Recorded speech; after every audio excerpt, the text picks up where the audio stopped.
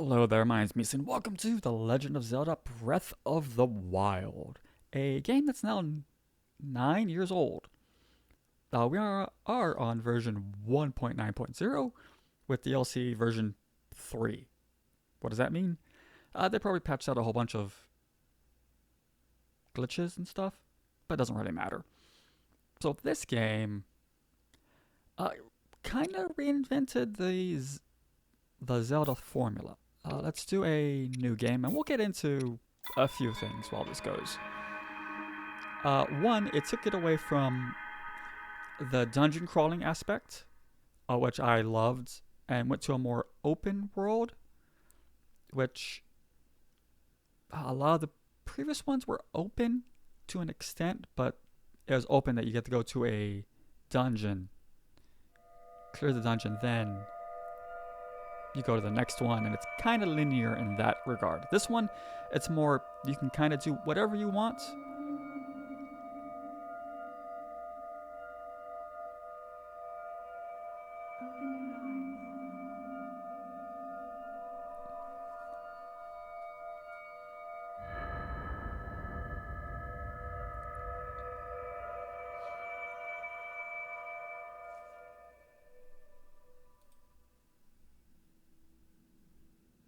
Open your eyes.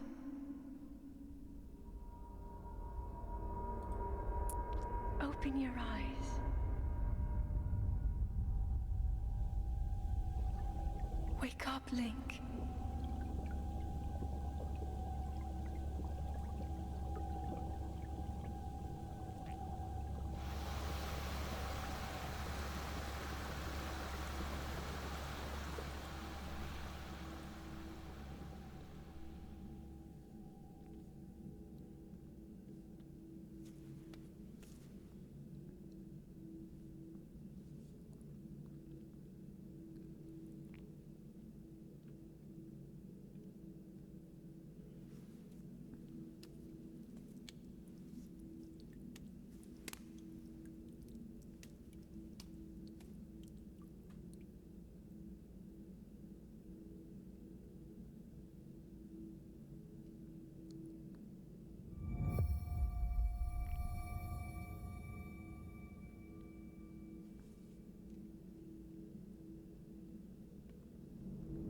Okay, we're in it finally. So we have our wonderful bed here. Now, as I was saying, this one you can kind of do whatever you want after you get out of the starting area. Now, I want to say this. I guess now would be a good time. I have beat this game. It took me probably about 16 attempts to play this to actually beat it, because I kept falling off after a while. Basically, the initial starting area, which we're in, we have crouch. We can crouch for stealth. We can sprint. That's our stamina. We can jump, which doesn't use stamina unless we're climbing. And as we jump, our stamina does not come back. We don't have anything to attack with. We have no bow. We can target lock. We can jump, dodge, and we go forward. So this game I'm lukewarm on for a lot of it, where it's kind of like, okay. But for the first starting area, the first hour or two, I think this game is fantastic. It's when it gets to the open world that it kind of lets me down. I enjoy the puzzle aspect of you have a dungeon that you need to go through, figure out the secrets and what the dungeon wants, and then you take that. Slate. Take it. It will help guide you after your long slumber. Okay. That's our switch, basically. Yeah, so I love the dungeon crawling aspect of Zelda. This one is not that. It's not a dungeon crawling game, which is kind of disappointing in my opinion. We'll get to what... There is a dungeon crawling aspect to this game, but we'll get to that once we get outside. So the Sheikah Slate, a mysterious tablet with a glowing sensor. You've never seen this device before, and yet There's something familiar about it. Alright?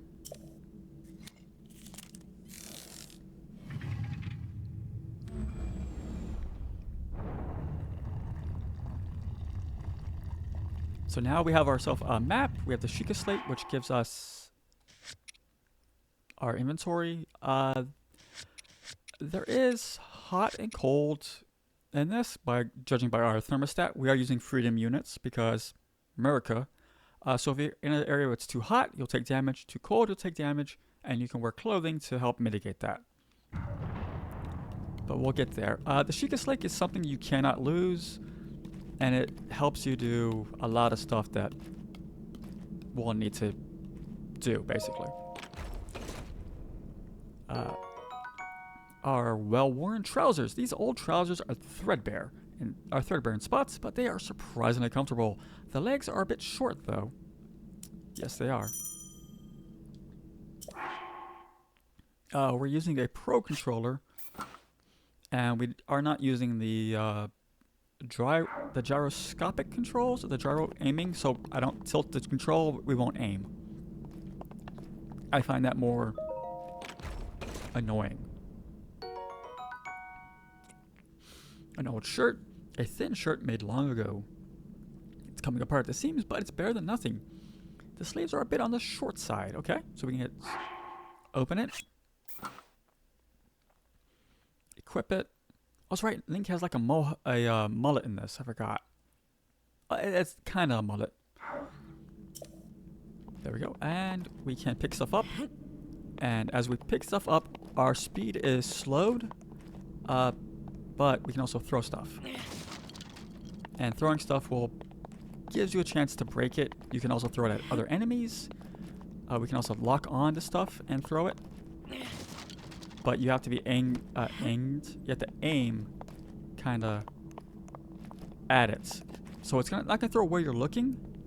It's gonna throw where Link is looking, not you. So if you're trying to throw stuff at enemies, you have to make sure you got it correctly. Hold the Sheikah Slate up to the pedestal. That will show you the way. I don't mind the English Zelda's voice actress. I think is actually really nice. Although the Japanese one does have a certain charm to it.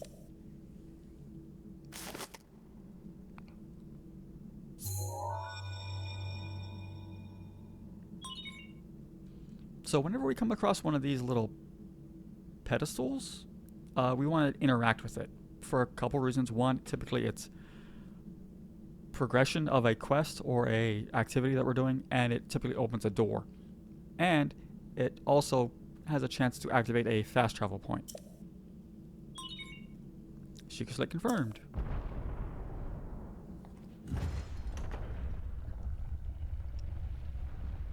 So with this game being 9 years old, it really starts to show its age, but what it's able to do with the Switch hardware is still very impressive. You are the light. Our light. That must shine upon Hyrule once again. Now go.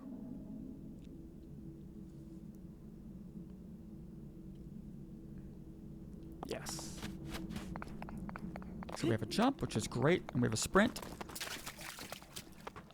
So the stamina bar, once again, if we jump, it doesn't use stamina. If we sprint, it does. If we do our charge up attack, which we can't do yet, it uses stamina, and climbing. So it doesn't matter which direction you climb, as long as you're climbing, you use stamina. And if you're standing still, you cannot regain stamina. The only way to regain stamina while climbing is to eat food or to kind of glitch Link out so that he slides backwards slightly. But if you're... There's a way to kind of glitch Link out at some spots. You'll learn if an area that you're climbing has a kind of like a slope on it, you can kind of glitch Link out to have him stand on it and regenerate stamina while you're halfway up a hillside or a mountain.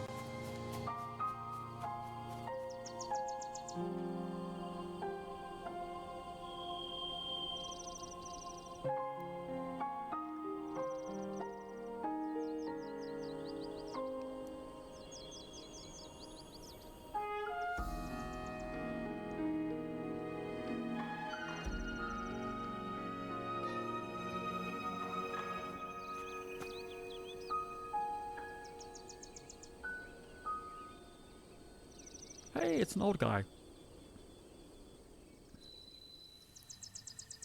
That's good placement. Now the music in this game it's good. Every now and then it's great. I am kind of disappointed that there's no musical instrument in here. But then again, they've used it so much from Ocarina of Time, Wind Waker, Link's Awakening. All those had musical instruments in it. Kind of disappointed that there's not one here, but then again, that would require a lot more complexity to the game. Tree branch. So everything in the game has an attack rating or a defense rating, if I remember correctly, and everything has durability except for your clothes. So you have to be aware of that. So a tree branch has an attack of 2, which is utter trash. When branches such as these are pretty common, it's surprisingly well balanced, but doesn't do much damage, but can be a weapon in a pinch. Yeah, I gotcha. So there's our little spin. See that it doesn't do much damage. There's mushrooms. A Hylian shroom, a common mushroom found near trees. Found near trees around Hyrule. Eat it to restore half a heart. No. Okay, that's not sprint. This is.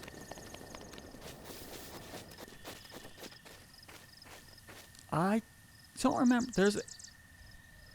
There it is. So we can have a horse in this game as well, and that's the command to summon it. I don't remember how to do it. I think I don't remember if they patched it out. I think they may have patched it out called whistle sprinting, where you can run and whistle at the same time, and you can do it for infinity, basically, and you'll never run out of stamina. So you can run as fast as you can and whistle. I forget how to do it, but it's kind of useful. Now, nope, hang on. There we go. It's right trigger. As you can see, we have a limited amount of slots for weapons, but armor, we have unlimited spots for it. Same thing with materials. Materials, you can have as much materials as you want. It doesn't matter. Key items, same thing, we have unlimited. We have an adventures log. We have our system, DLC. Okay, so we haven't got a map yet. So this is a starting area. It's very nice, very pretty. They do a good thing about... Oh. There we go. We have our scope, so we can zoom in and out. That's Hyrule Castle. And we can zoom around. Unfortunately, there's no way to... control the zoom. You either zoom all the way in or you zoom all the way out. There is no in between. But what they do well with this to help mitigate the use of the Switch's limited hardware is that... Oh. Link. Head for the point marked on the map in your Sheikah slate. I guess I dicked around too long. So here's our map. All these little areas here, they all have a spot where we have to go and activate a map marker or a tower, I think it is, and it gives us this map, this region's a map. It just helps you kind of explore a bit. So yeah, I have been dicking around too much and it's kind of mad at me. But there is only one actual dungeon in this game, and that is Hyrule Castle. What they did with Hyrule Castle is it becomes its own little section of the map, and it's its own load zone. So as you go there, you transition into it, and then if you leave it, you transition out of it. You can still see stuff going on inside the castle, but you can't really interact with it until you cross that load barrier. So what they did with Hyrule Castle is what I wanted them to do with other aspects of the game. But unfortunately, they didn't. This game is very much more of a action-adventure game second, and a physics puzzle game first, which is fine, and we'll get to that once we go talk with the old guy down there.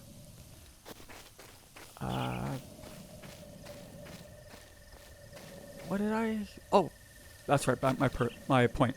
So with the Switch limited hardware, there will be pop-in, but they mitigate that by, if you look at the trees, if we zoom out, we see that majority of the trees are still there. And if we zoom in, you see that there's no trees over there, out in the far, far distance. But as we get closer, it chooses what to spawn in. They do that very, very well. And you'll notice that it looks so good for a lot of this game. But as we traverse, like if we go over here, we notice that the trees will start to fill in over time. And there'll be spots where we look out and Hyrule doesn't look as good as it should, given out when this came out, but it looks better than, hell, a lot of the other Switch games that came out at this time. So they prioritized the low quality trees, like these out there, and even those way, way out there, and kind of had these higher quality ones to really make it feel like the world is alive and full of detail, which a lot of developers should do. The game Tears of the Kingdom does look a lot better, but then again, they also were squeezing out as much as they could from the game, from the console at that time. We are on the regular Switch version. There is one thing that I do like that Nintendo, I don't know if they initially did, where you could upgrade. If you have the Switch version of the game, you can buy the upgraded version for Switch 2 for like $10, which I think is a good thing that they did. I don't remember if they, at launch of the Switch 2, if they did that. I think they wanted you to buy the upgraded version at full price, which is utter dog shit. Now, weapons, all weapons and even shields that we'll get are limited in how many you can carry, and so is food. We can push this.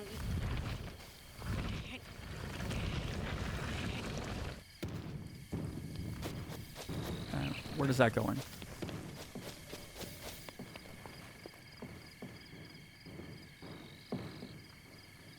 And you can see that it'll just keep going. And it stops. Then there, okay. So physics, there's a lot of things in this world that have physics on them. From the rocks to the trees. Can we? No. Okay. So you can cut down pretty much any tree except for the really large ones, like that one right there. That one we can't cut down because it's too big, even though we'll have an axe or whatever. But like these apple trees, we can cut them down, and the world will regenerate eventually over time. I think it's every 7 days, in-game days, it will regenerate. So apples are one of the mainstays of my experience in Breath of the Wild. Really? Because apples... no, I want you to grab the apple. There we go. Because apples, you can carry, like I said, you can... In the materials, you can have unlimited number of them, and if you cook them, you'll get more out of them. But you're limited on the number of dishes you can have. Like, we don't have any cooked right now. You're limited to how many dishes you can have on you. But not the cooked apples. Like these, you can have pretty much unlimited number of those. So let's talk with this guy and I'll show you. Oh, well met, stranger. It's rather unusual to see another soul in these parts. Uh, who are you? Me? I'll spare you my life story. I'm just an old fool who has lived here alone for quite some time now. What a bright-eyed young man like you. What brings a bright-eyed young man like you to a place like this? Where are we? Answering a question with a question. That is fair enough. Also, that's something that, what is it? Was it psychopaths do? No, it's not psychopath. Oh, what's the one that where you don't feel... liars do it, and the people that don't feel emotions. I forget what they're called. They do that a lot as well. As I cannot imagine our meeting to be a simple coincidence, I shall tell you. This is the Great Plateau. According to legend, this is the birthplace of the entire kingdom of Hyrule. Uh-oh. Clouds.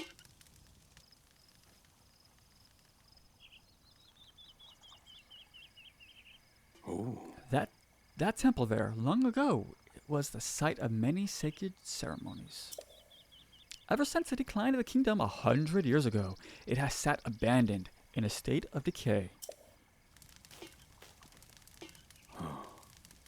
Yet another forgotten entity, a mere ghost of its former self.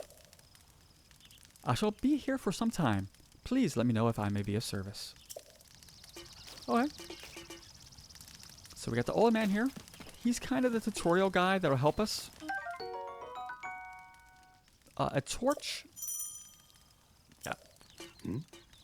Oh, well then, just help yourself to that torch there. And how am I actually planning on using it? To set things on fire. That is rather unnerving. Please be cautious with that. Any dry grass around may catch fire. You know, there are plenty of monsters in the area. That torch would make a good weapon if need be. However, do not just swing it around without purpose. You must face your opponents and lock your sights on them. Yep, so we lock on by doing this. And we can swap through them. Now, on the D-pad, we can hold left, right, up, and down. Up. Depending on what we're holding. So we can switch between these. I try to keep a torch on Link, at least one, because there's always a puzzle where you need to set something on fire. And torches are typically very, very available. And you don't really have to worry about running into... not having one on you too much. If the game wants you to set something on fire, typically they'll give you a torch. Very rarely will it say, go screw yourself if you don't have one. Typically there'll be one relatively close by if you know where to look. But because I don't want to look for them all the time, we're going to have one with us. So this is a burnt apple, or cooked apple, I forget what it's called. If we take it, this guy's going to yell at us. It's a baked apple. You see that it gives us 3/4 of a heart instead of half one. I beg your pardon. I do believe that is my baked apple. You can't just go taking whatever you please. Oh ho ho, forgive me, as I could not resist pulling your leg. Please help yourself. An apple and an open flame make for a succulent treat. Yes.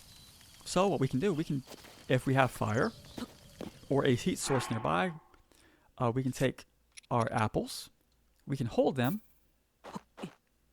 since we have 3, and we can drop them on the ground. Did we drop it close enough? No. So we got to drop them close. There we go. And you see them smoking? That means that they're now cooked. And you see that the baked apples stack. So that when we have, because the apples are so numerous in this world, we can take them and cook them and make them better to use. And this will help us get hearts back. Now, once again, we can have almost unlimited number of baked apples. Well, I think you can have like 100 or something like that. So you can have a huge amount of healing possibilities. Whereas if you cook meals, each individual meal you cook takes up a slot of your inventory here. And once again, you only have a certain amount of slots available for your food.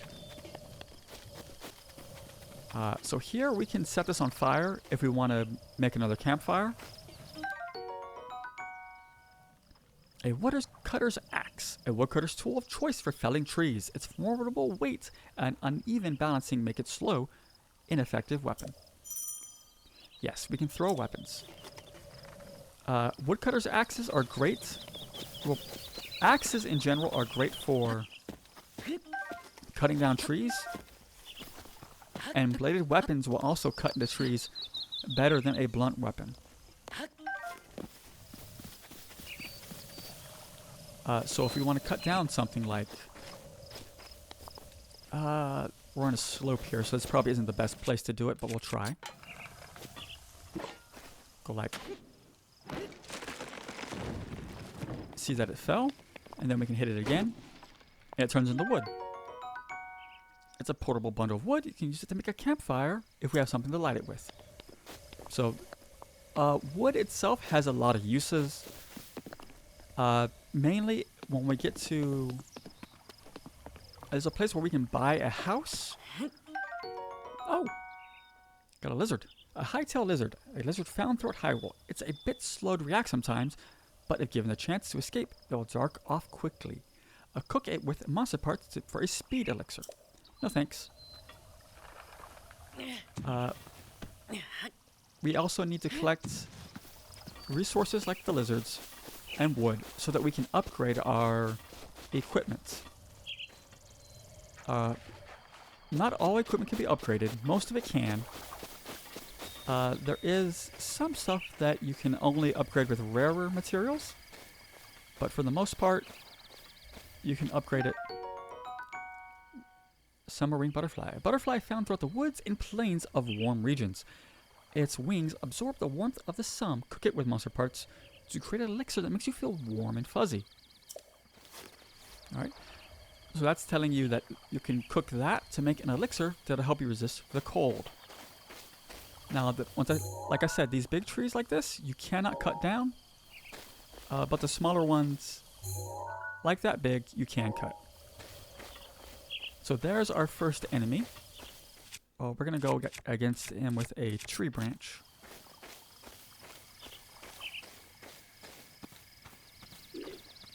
And combat consists of, there's, I guess, 3 main things you need to learn with combat. 1 is locking on. 2 is the gravity rush, or fury rush, which is this. Which happens when you do a perfect dodge. Oh, that wasn't perfect. That was bad.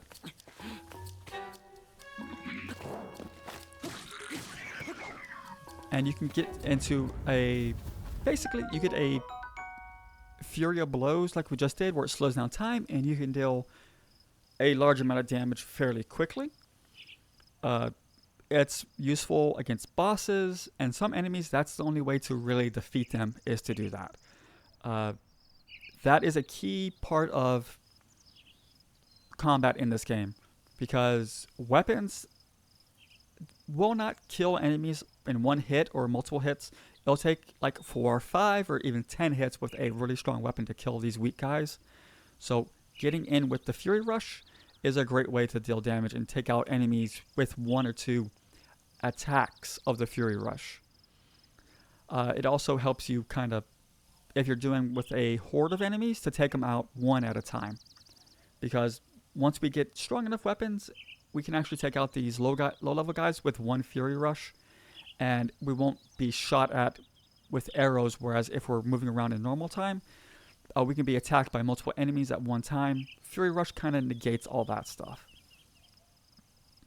So there's that. There's also the perfect block, which if you're hit with a projectile, you can parry it back at the enemy and kill them in 1 or 2 hits, or you can stagger them, which is really good. That's going to come in later. That's going to come in key later when we want to go towards Hyrule Castle. Because if you haven't played this game, you'll know about the Guardians and how much of a pain in the ass they are. Boku, uh, was it Bokublin? Bokublin, yeah, Bokublin horns. Uh, the severed horn of a Bokublin, a creature often encountered in the plains of Hyrule. It isn't edible, but tossed in with some stew can make some elixirs. So you can pick and choose what you want to put in to make an elixir or to make a desirable food. Typically, if it's food like this where it's edible, you can cook it and you'll get food.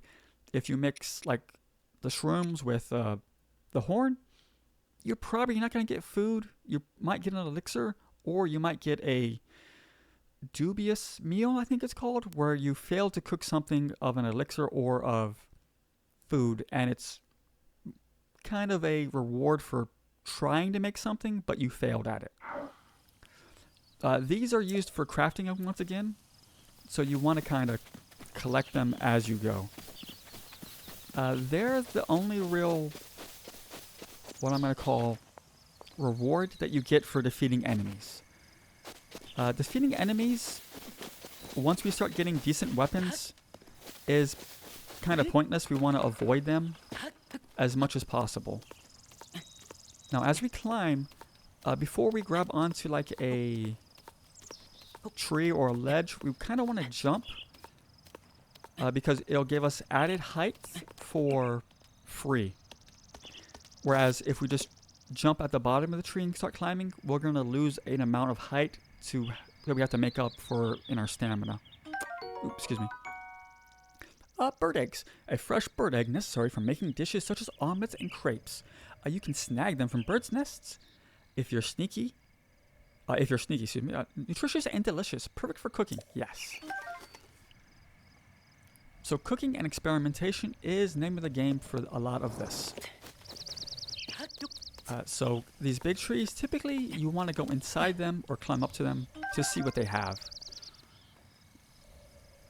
And the trees will also kind of hide the foliage, which is nice. Alright. So we're going to take things a little slow. We're not in a rush with this game. Despite what the game will tell you, there is no real rush for most of this game. So you can see when we're looking at it like this, that how like that fountain doesn't look too good. And the trees don't look that great, but if we zoom in, you can see that it goes to a higher detailed model and texture, which is kind of what is good for, it's how they did to keep the game from being, oh, a choo-choo, a horrible piece of trash. Choo-choo jelly. A gelatinous substance that came from a choo-choo. It's unusable in this state, but applying a bit of elemental stimulation will change its form. Yep. Alright, so you have the dodge back, then we have the jump, and ground strike, which can knock enemies down if you have a heavy weapon, like a blunt weapon. If we have a bladed weapon, typically the heavier the weapon, the more likely you are to cause a kind of quake when we jump and hit the ground. Now, when a weapon breaks, it deals double damage. Let's see if we can get a sneak attack here. Yep. There we go. Yes, a sneak attack will deal incredible amounts of damage and often kill enemies in one hit. A Boku Club. A crude Bokublin club made to clobber,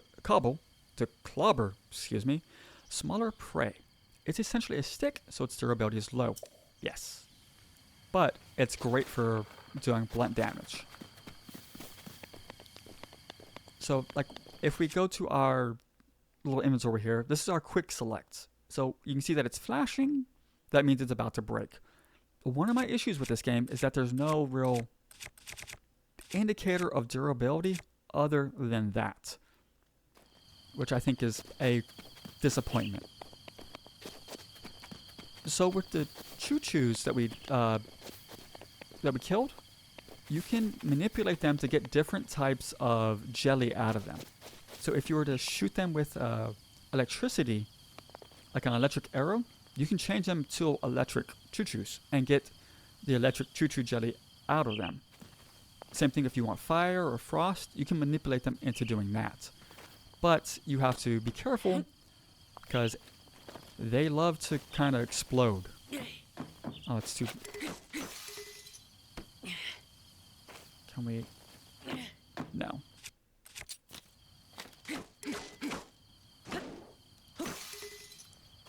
Ah, I want what's inside you. But I don't want to waste all of our equipment. Alright, so this little thing here is what's called a guardian. The game will tell us later on more about what these guardians are, but needless to say, they are deadly, let's say that. Also incredibly annoying, but also fun once we learn how to deal with them. A spring used in ancient machinery. It is light and buoyant. It is light and buoyant enough to float on water, and no matter how many times it's compressed, it never loses tension. That is another crafting ingredient. Alright, let's go. Oh, we should do that. Before I forget, if I remember correctly, we want to grab the Hylian bass, I think it is over here. The Temple of Time. We've just unlocked that. Fast travel. Okay. So fishing, there's a couple ways you can do it. One is you can swim up to it. You can shoot them with arrows. But you want to be careful. There we go. Because as we move around in water, it drains stamina. And if we run out of stamina, we drown. Also, when we see stuff like this, I can't really see it, where it has a circle, typically that means you want to jump into it or throw something into it. So, oh, I missed it. I hit the wrong button. The reason we want the bass is because for cooking, and it's also for a puzzle. A quote-unquote puzzle that we're going to encounter a little bit later. Alright, so we have a sword here. It's a rusty broadsword. This once fearsome sword has seen better days. It can do some damage in the right hands, but it also breaks quickly. So the rusty weapons, they're not great, but they are better than nothing.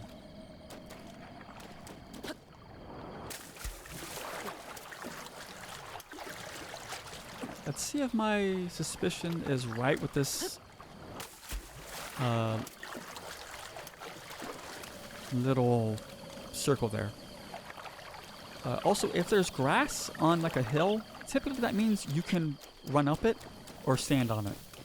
When there's no grass, there's a chance that you might be able to stand on it, but you just gotta be careful. Alright, so lizard. Alright, so let's see. Hey, we did it. A Korok. Yahaha! You found me! Huh? You're not Hetsu? But you can see me?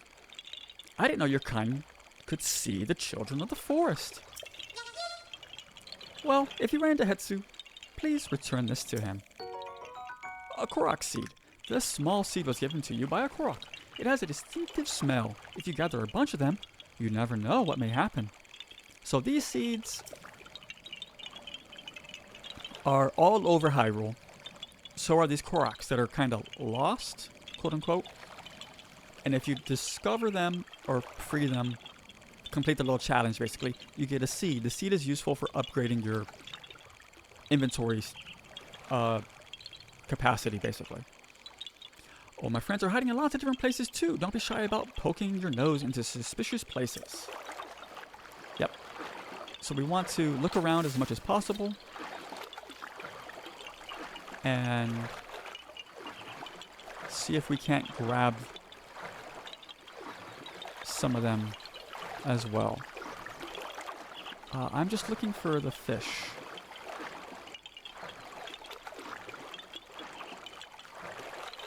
Oh, no, I couldn't.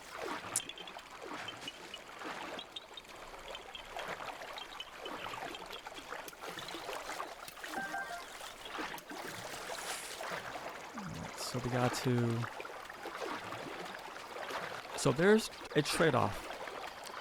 Dashing or jumping while climbing drains a big chunk of your stamina, but we're going to drown here. Oh, we can stand. Okay. But it might give you that little jump, a little boost that you need to get out of danger or to save yourself from falling down. So in exchange for going faster, you use more stamina. So our stamina and health can be upgraded. And that's where the puzzle aspect of the game comes in. I think we're good here. We'll come back to the Temple of Time because we have to. Let's go to the map marker. Also, you can climb pretty much anything in the world. It just depends whether or not you're going to slide down off of it. Now, if we look at our mini-map, you also see that there's our temperature gauge and a noise meter. You can lure monsters around by throwing objects, and also, if you're running, they may hear you. So, it's not just line of sight.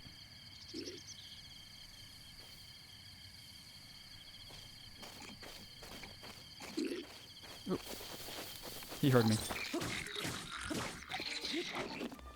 I wasn't locked on, so that didn't help. Oh, come on. Get up, get up, get up, get up, get up, get up, get up. Staying on the ground is will kill you. Give me your club.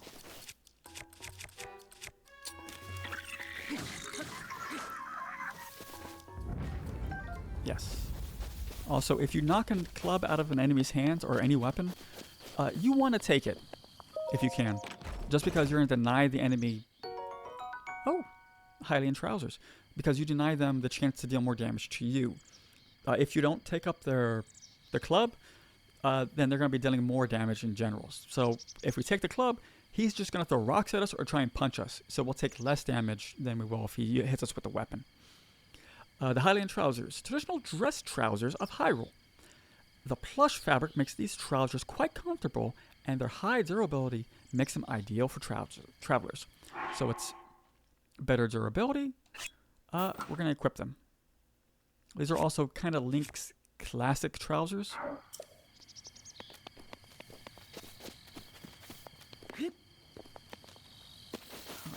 Alright. They're a big tree. Let's see what's upside.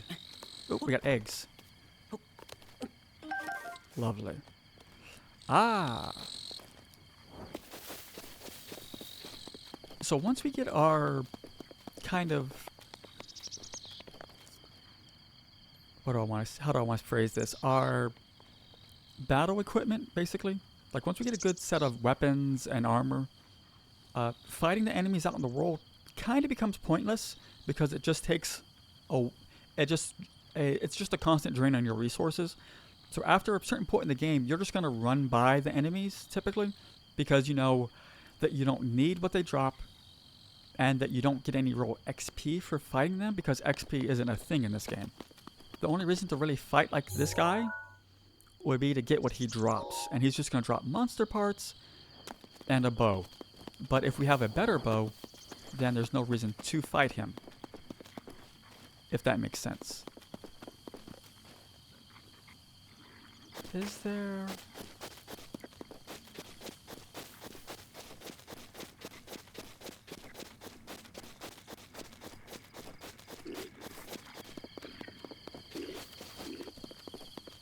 Now the music will also tell us if we've been seen a lot of times. Oh, we've been seen. I was hoping we'd be able to push this and kill them, but... Oh, he hurt himself. Hello. Goodbye. Let's grab his stuff. Yeah, so the music will let you know if you've been seen and if there's potential danger near you.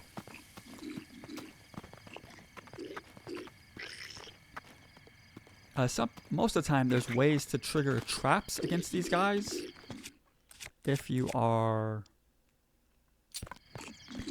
observant or if you're approaching the correct way.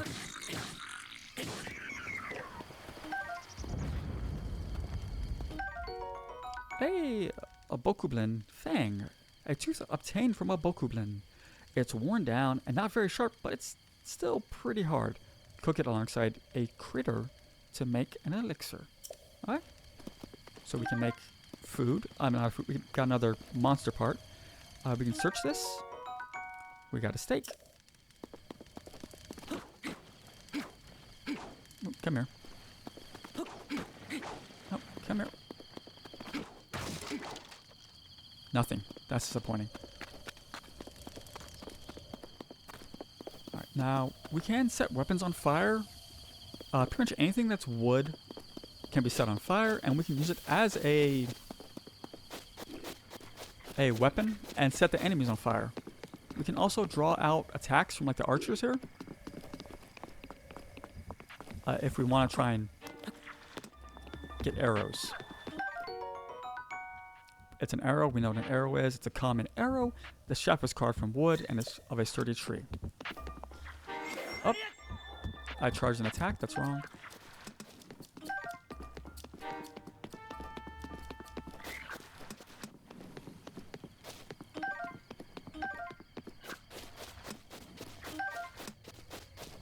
So most of the time, the arrows they drop will be you'll be able to pick them up, but not always. Some they'll break.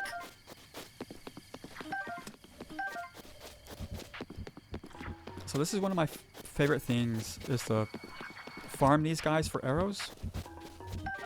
Because they... Oh, that actually almost hit me. Alright, that's enough. We'll wait for one more arrow. No, alright, let's go kill him. Because... they're... Oh, fuck. I was hoping they...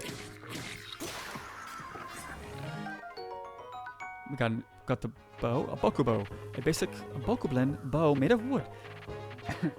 It's made by taking any tree branch and just tying a string to either end. So don't expect much in the way of damage, okay?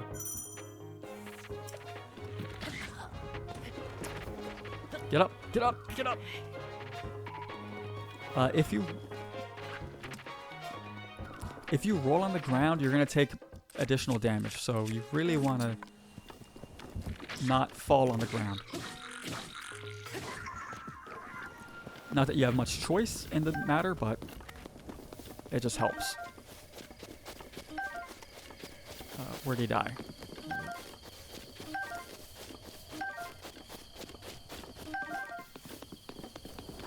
Alright, so now we have a bow. A bow is... Nope, that's throw. There we go, right trigger. So while we have the bow equipped, we can hold right on the D-pad and select different bows, or hold left and change different arrows. Then we can push B to switch back out of it. So there are ways to manipulate the game by switching between shields and I think swords. By equipping and unequipping shields, you can do like a shield jump. I've never really been able to do it.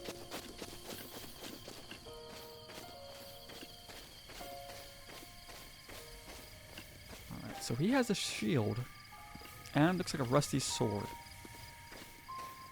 So we're going to go slower behind him.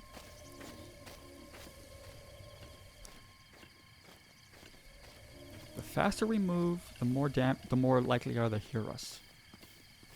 And goodbye. A Boku shield. A Boku blend made shield created by attaching a handle to any flat tree bark picked up off the ground. It's pretty shoddy, don't expect it to last long. Yes, but it is better than nothing. Oh, a traveler's sword. Hey, it's basically the better version of what we picked up. A very common sword, often kept by travelers to fend off small beasts. It's fairly durable, but unreliable against monsters. But it's still decent. So we can sort, and you see that the broadsword is better than the regular sword, but it has worse durability. Alright, so we want to come here.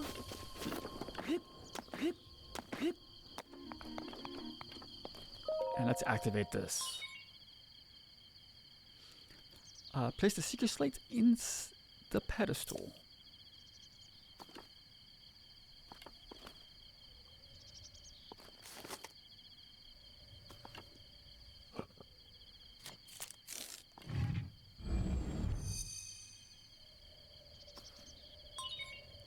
Sheikah Tower activated.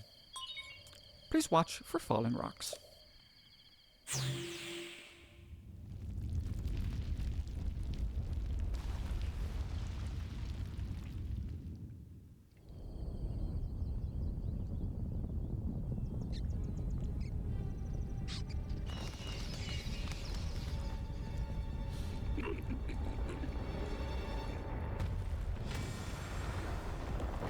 Hey!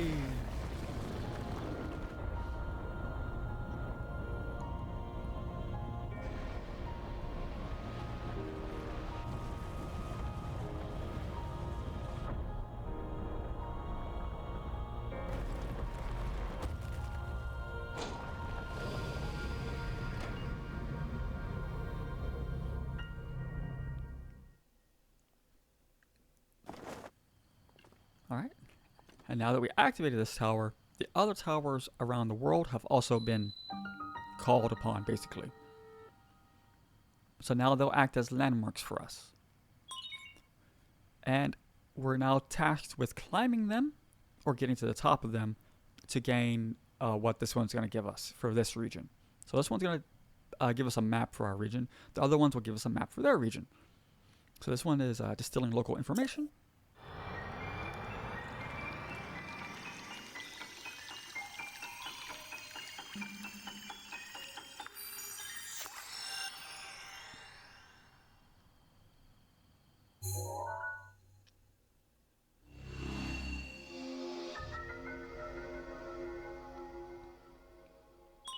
And there you have it.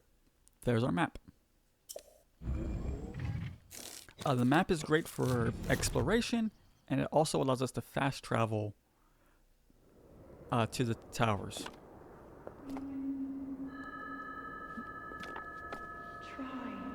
Try to remember. You have been asleep for the past 100 years. The beast. When the beast regains its true power, this world will face its end.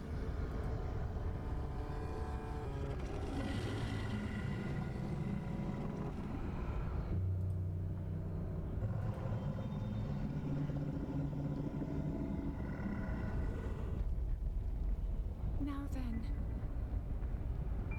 you must hurry, Link. Before it's too late.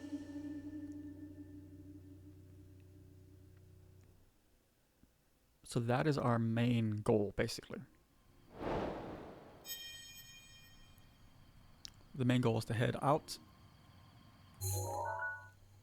to Hyrule Castle and basically rescue Princess Zelda. However, and you can do that once we gain access to get off this plateau, because right now we're on it's just a sheer cliff drop, and we'll die if we try to drop off it, or if we try to climb down it, we don't have the stamina to do it. But once we get off that, we can go and fight Ganon, just if we want to. There's nothing stopping us. The prescribed path is not to do that.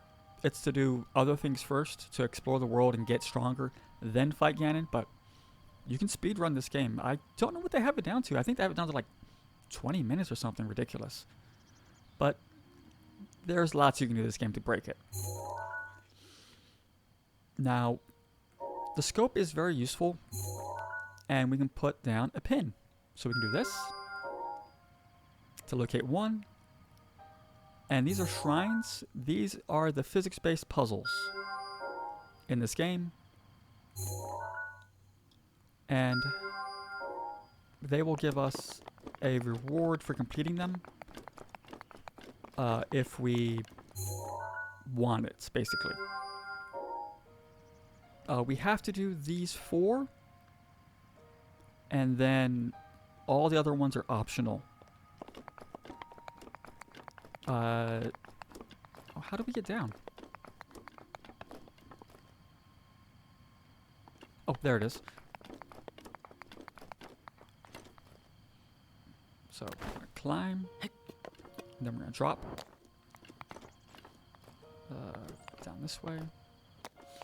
Be very careful that you don't just fall to your death. Generally, the towers are built or crafted in a way to force you to either use a game mechanic that you're not using, or you have to approach it from a specific way.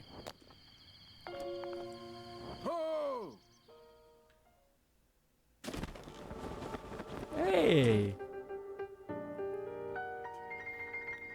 My, it would seem we have quite the enigma here. This tower and the other ones like it have erupted across the land, one after another. It's almost as though a long dormant power has awoken quite suddenly. If you don't mind me asking, do anything odd occur while you're on top of that tower? I heard a voice. Well now, a voice you say? Did you happen to recognize this voice? Yes. Oh, I can't say yes. Well, I see, that is unfortunate. I assume you caught sight of that atrocity enshrouding the castle? That is Calamity Ganon. 100 years ago, that vile entity brought the kingdom of Hyrule to ruin. It appeared suddenly and destroyed everything in its path. So many innocent lives were lost in its wake.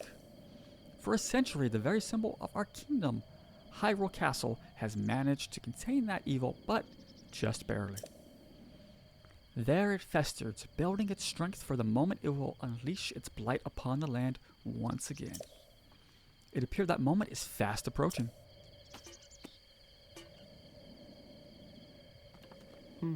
I must ask you, courageous one, do you intend to make your way to the castle? I do. I had a feeling you would say that. Here on this isolated plateau, we are surrounded on all sides by steep cliffs with no way down. Yes, part of the game design. If you try to drop off, well, death would be most certain. Yes, fall damage in this game is extreme because they expect you to not do it and to use the paraglider that we'll eventually get.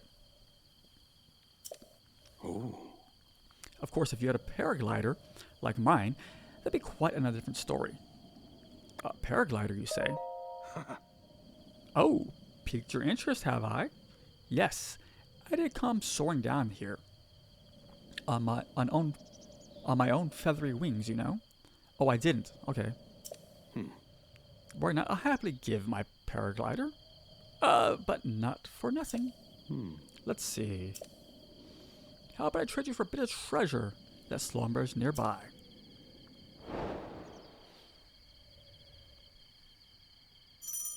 Yep, our adventure log. Alright, let me show you. So we can switch between these, and it gives you the quest log in this is decent. It expects you to kind of explore, and it gives you just enough information in the text here to point you in the right direction. Sometimes it can be a little obtuse, but overall it's fine. So the old man basically we'll get the paraglider if we give him treasure from the nearby from a nearby.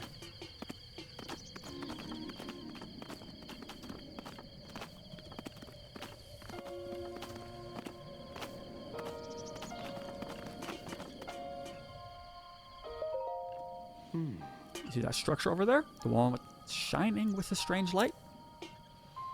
It began to glow the exact moment those towers rose up from the ground.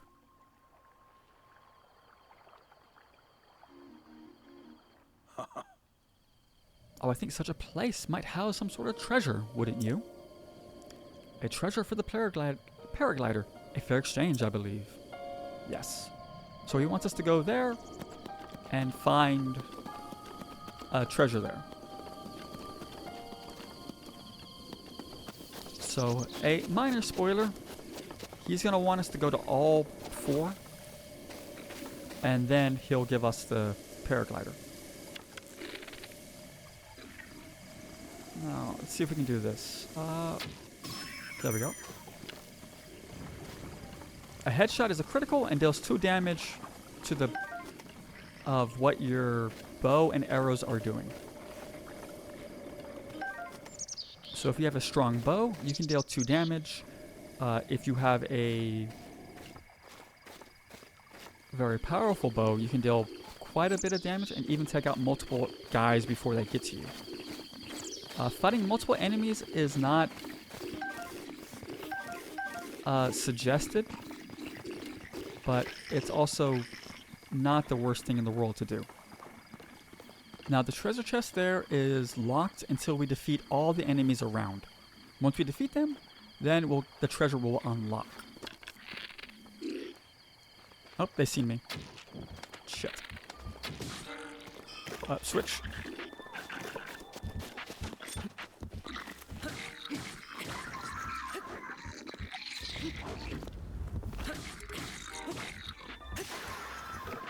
Give me your club. Give me the shield.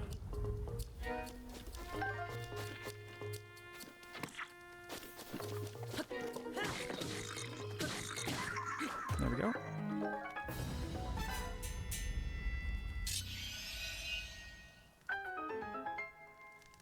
Yep, so we solved the little quote-unquote puzzle here. And if you notice when I shot the arrow over the cooking pot here, it caught on fire. So if we want to set stuff on fire, that's how we can do it. Are these... Those are nothing. Okay. Now we can break these boxes with our axe, but we only have 1 axe, so we don't want to really do that. What do we get? Okay, we got a sword for it. Not the best, not the worst. Alright, let's get up here.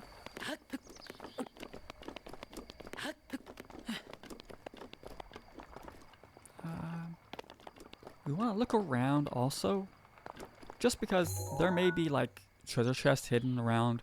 I think there's one hidden nearby that shrine, and I think there's one hidden. Is it like right over here? I think it is by that. And those are from the DLC. This game does a good job of indicating what's from the DLC and what's from the base game based on the color of the chests. Right, so there's also hidden stuff in the water, but we'll get to that once we get more of our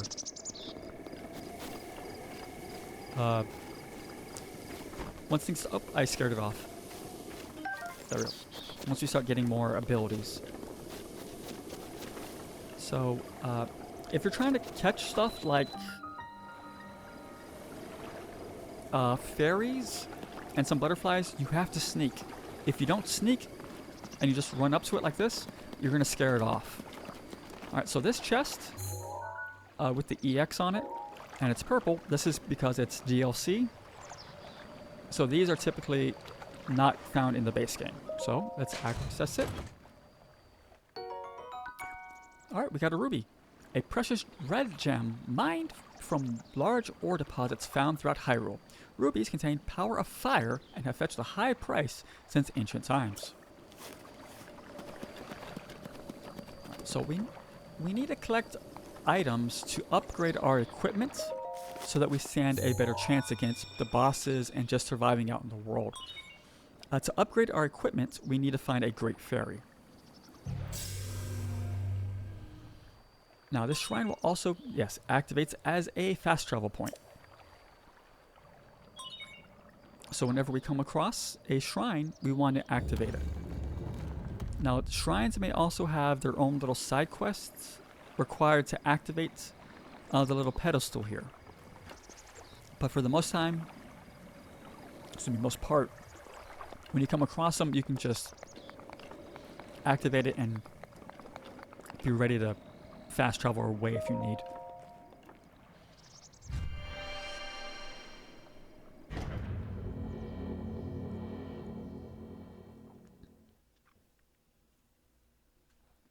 Now, money is also a big part of this game. Buying clothing is completely optional, but it's also kind of required for your... Oh. To you who set foot in this shrine, I am Omao. In the name of the goddess Hylia, I offer you this trial.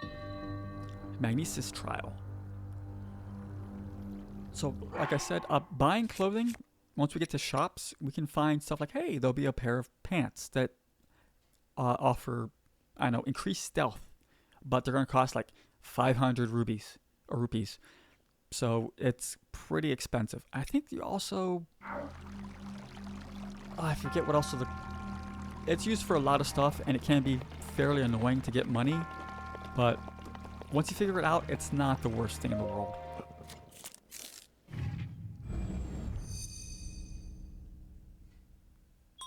Seekers like authenticated. Distilling rune.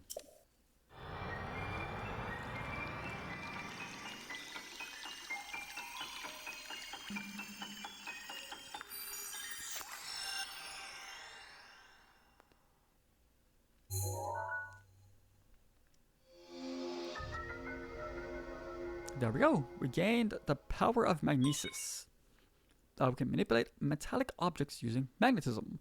Grab onto metallic objects using the magnetic energy that pours forth from the magnesis runes. Objects held in the magnetic room, a magnetic snare, can be lifted up or moved freely. So this is useful for a lot of puzzle solving. Gotcha. A lot of puzzle solving, and for collecting treasure chests that are in water. So if it glows purple, we can pick it up. Then we can move it, and we can drop it. If we drop this on ourselves, it will hurt us. We can move it away, bring it towards us. But if we want to rotate it, we have to move to rotate it.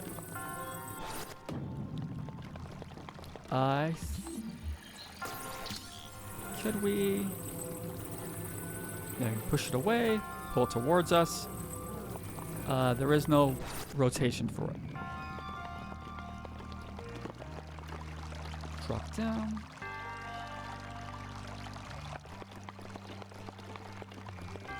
Alright, we're just checking for treasure chests.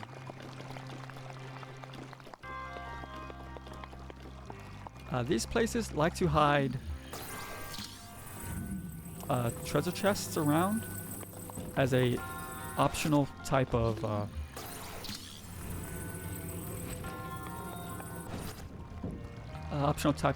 challenge, so that you can try and explore. Most of the time, it's not that hard to find the treasure chest. It's getting to it that proves to be kind of hard. Alright, so that's a small guardian. They can be kind of annoying depending on what it's going to do. That one's probably going to try and shoot us. So let's do this.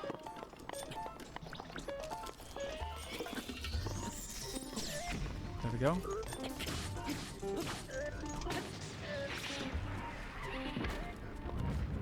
Alright, Now the explosion does not hurt us. Thankfully. Not that one at least. Yeah. There's nothing in the water that I remember.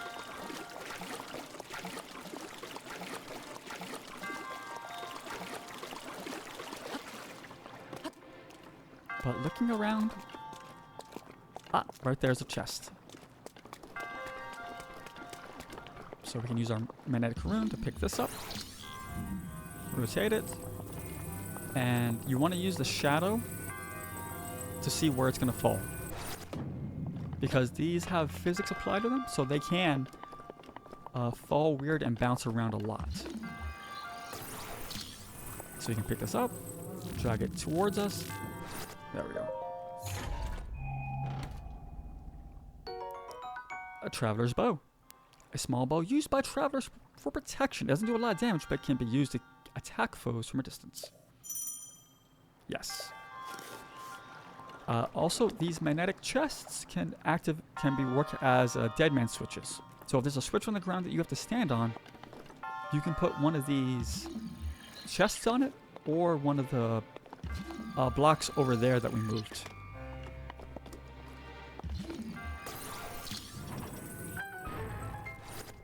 Oh, no you don't. Activate.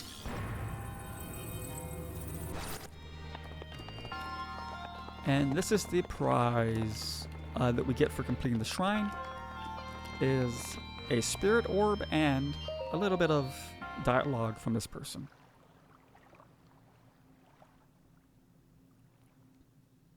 Oh, we also get a full heal.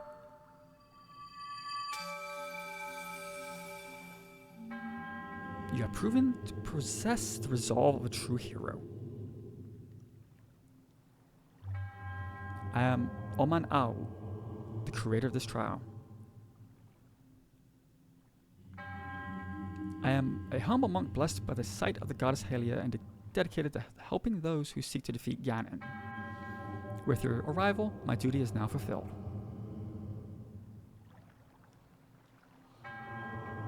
In the name of the goddess Hylia, allow me to bestow upon you this gift.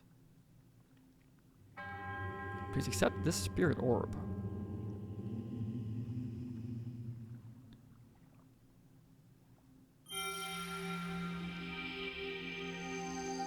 Yay! We got the orb.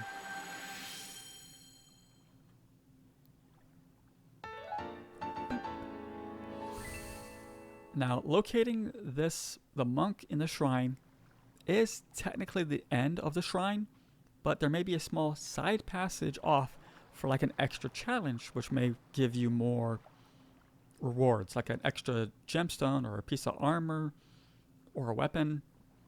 So you don't have to, just immediately go for the spirit orb. One moment. But typically all you need to do is come in here, complete the puzzle, and get the spirit orb. You can see kind of what I mean by this is more of a physics-based game. We had to use physics to get to this point, and that's what a lot of this game is doing these shrines, getting strong enough to go to challenge a specific boss, and then basically getting out of these to go fight Ganon. We can go fight him now if we want, basically, once we get to other 3, but it's gonna take more than that because I'm not that great at fighting him. May the goddess smile upon you. Also, the monk's position and the pose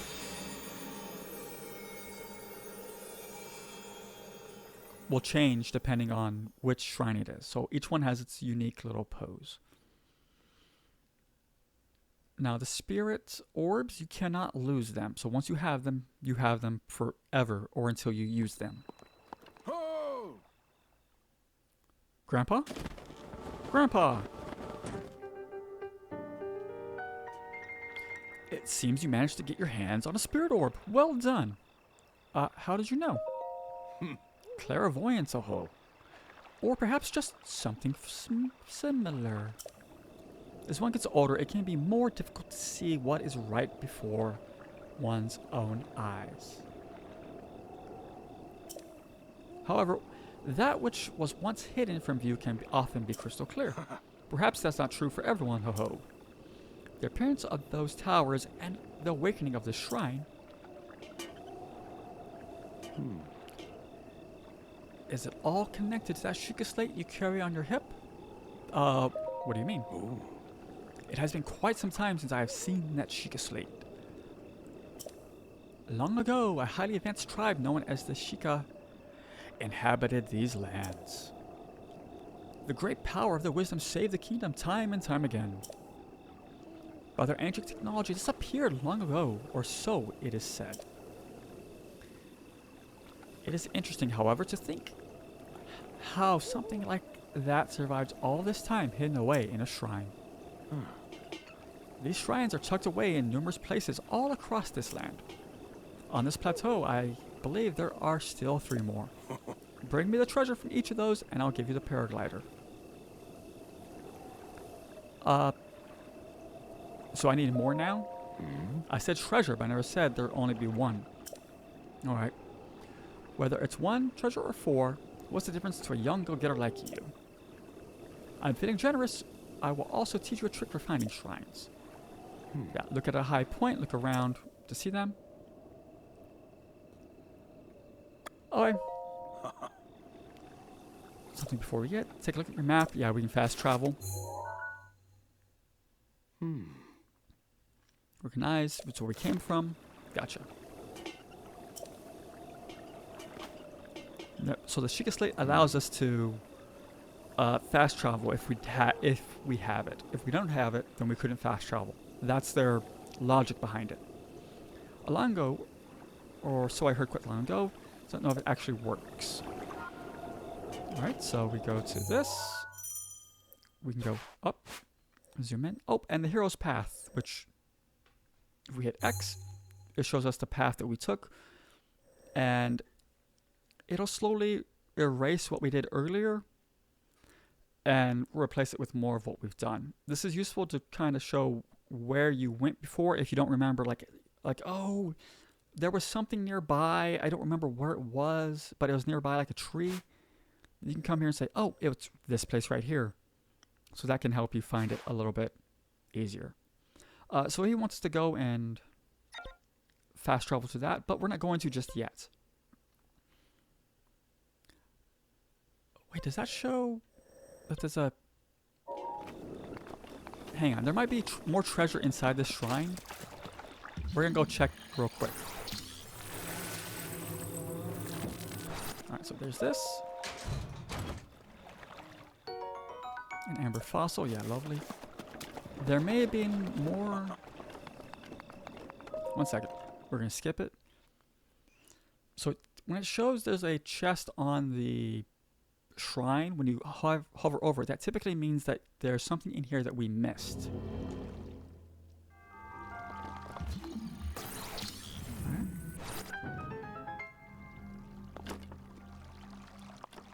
Alright, so looking up,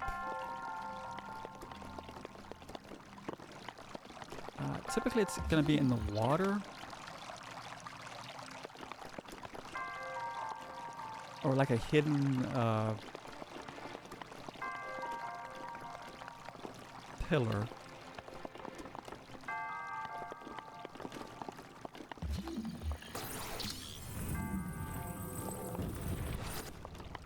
Okay, why did you give me one here?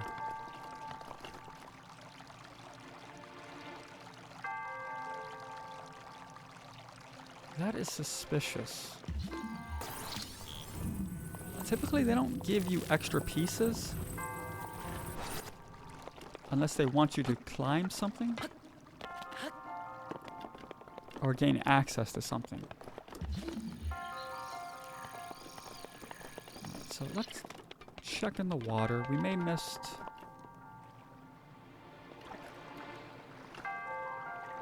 No?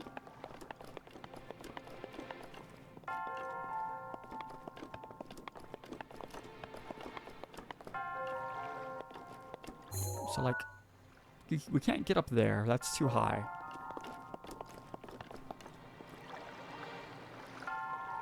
We got you. It might be in the area with the monk. Up. It bounced off.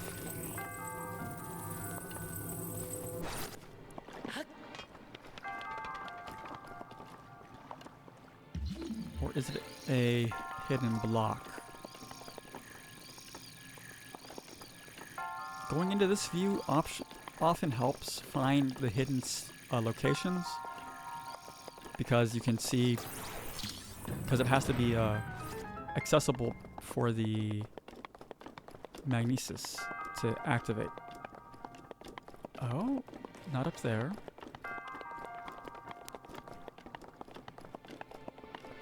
It's not up there. Up, jump, thank you. Huh. That's so weird. I wonder if... Oh, we have to open these wider.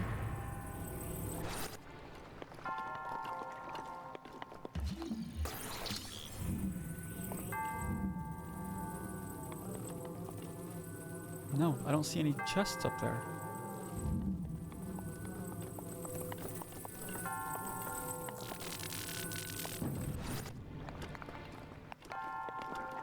Or does it mean that I got... So weird. Alright. Alright, so that place is actually empty. So that must mean that we cleared out the...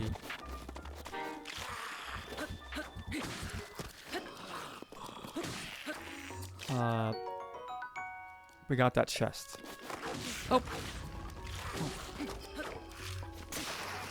Alright, so skeletons you have to... you have to hit them when they're down, otherwise you do not... Otherwise they'll get back up, excuse me. Alright, so we have... Oh, let's drop you.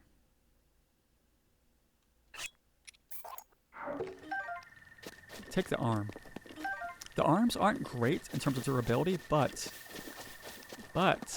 they deal high damage, which is the good thing about it. Did I get you? No, I didn't get you yet.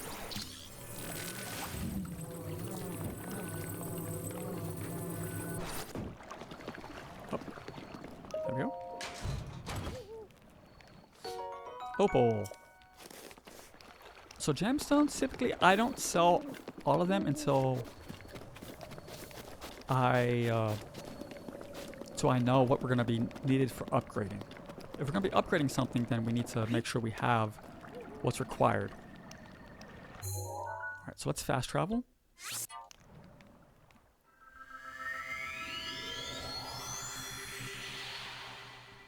So we can skip night if we have a campfire or if we rest by a bed.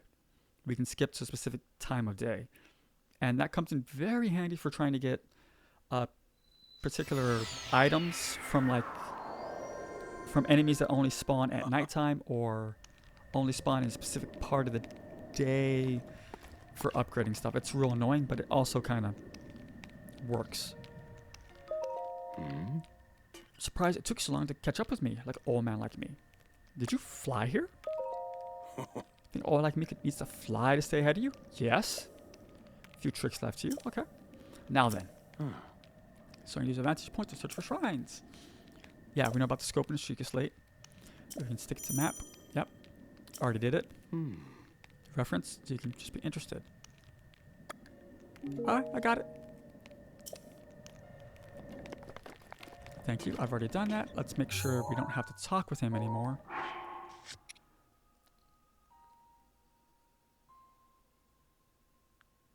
Old man explained there's a lot of four shrines.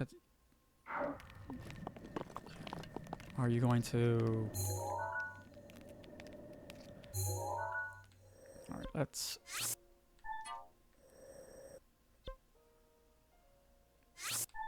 Fine, let's delete them and we'll redo it. Okay. Bingo. And that galloping sound is the hand. Okay. Sure, help me out. Pause screen. Okay. Oh. Yeah, I found them. Okay, so let's go. Oh, we can't drop down, so. Well, we can't, I guess, drop down normally, so we're gonna go down this way.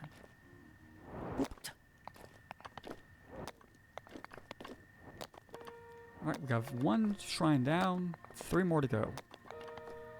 Once we have 4, we'll be able to exchange them for a heart piece or a stamina upgrade.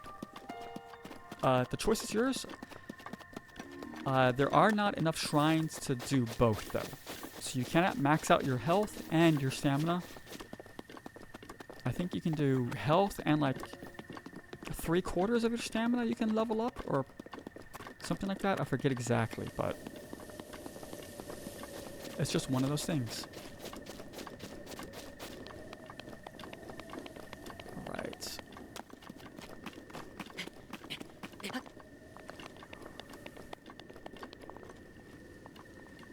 Ooh.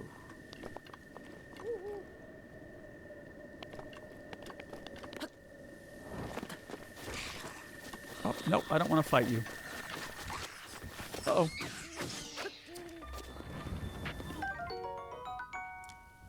Keese wing. The wing of a keese. A keese? Keese? Keese? Keese? I'm gonna call it keeses. Keese. It covered the very short, sharp fur. It's not much use by itself, but you can mix it. Yeah, those are also useful for leveling up your equipment. Iron material dropped by defeating Keese. It's fun to look at, but it doesn't seem to have much use at first glance. It may be good for something. Yep.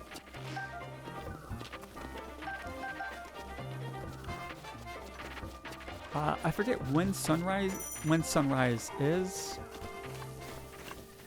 but once sunrise comes out, the monsters will disappear. Now, once our stamina is gone, we have to wait for it to refill before we can sprint again. So you typically don't want to let your stamina ever run out, because it's a real penalty. An ancient gear. A gear used in ancient machinery. Despite being incredibly old, its build quality is leaps and bounds above anything built using current technology. That's more upgrading stuff.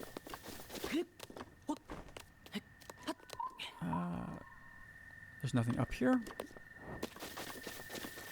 Are you?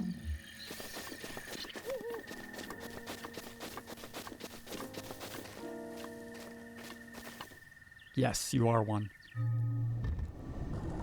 It's alive.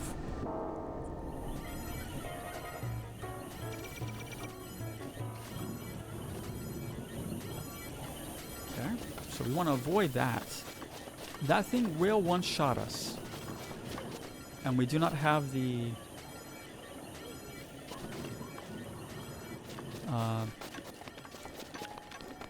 damage output or the weapons to really take it out yet.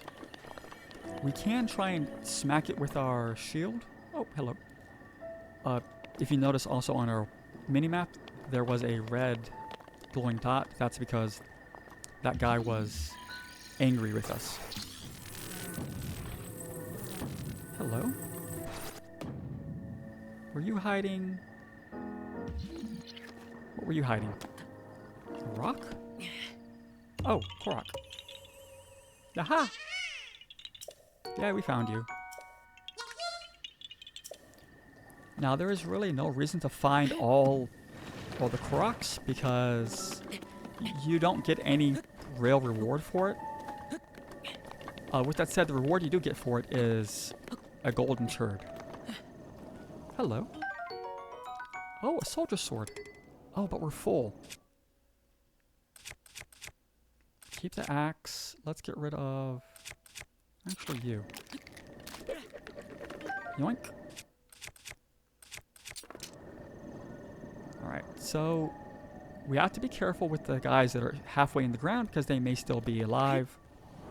And if they are alive, we have to avoid them, if possible. Can we skirt this?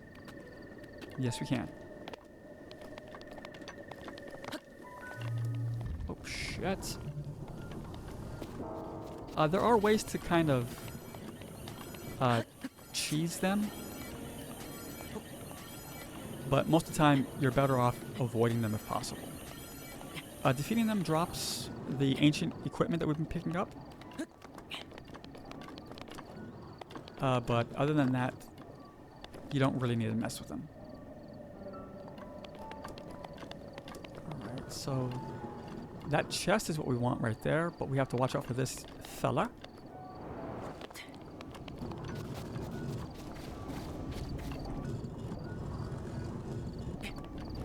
Alright, so wait for him to get...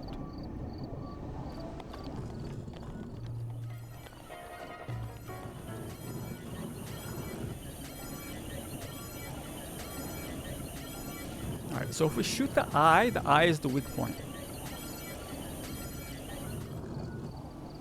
But unless we're using special arrows, shooting the eye is going to do very little against them.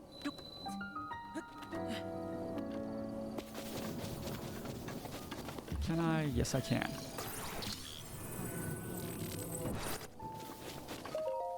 What's inside you? Oh. Nintendo Switch shirt. Expansion Pass bonus. A shirt with a Nintendo Switch logo on it. It's a rather rare find, so wear it with pride. You know what? Let's break the fourth wall. Hell yeah. We can also pick up objects and drop them on enemies and hit them with like a box, and it will deal damage to them. However, sometimes it may not be enough. Other times, it may ricochet off them and hit us. So, we gotta be careful of that. We've seen this, so we're gonna skip it.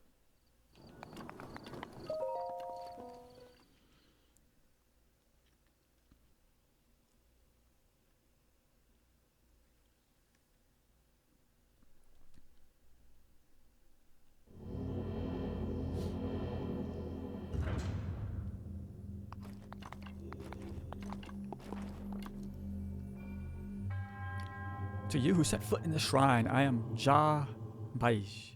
In the name of the goddess Hylia, I offer you this trial. The bomb trial. Ja Baija. Ja Baij.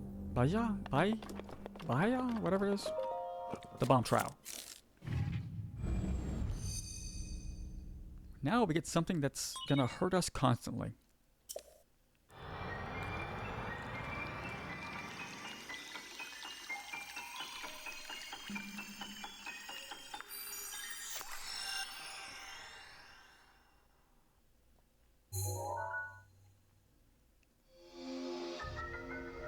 Alright, so now we have two bombs. Bombs can be detonated remotely, and they can be used to kind of break the game. There is a way to abuse the physics by...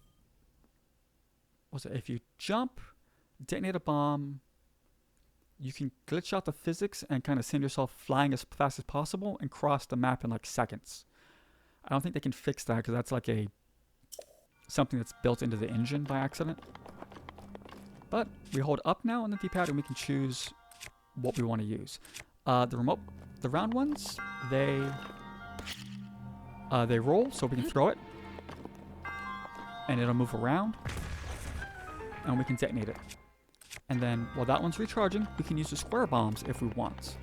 So we technically have two bombs we can use if we want. But we have to make sure that we're far enough away so we don't hurt ourselves. Claymore. Oh, but our inventory is full, yeah. Let's... actually... is there a...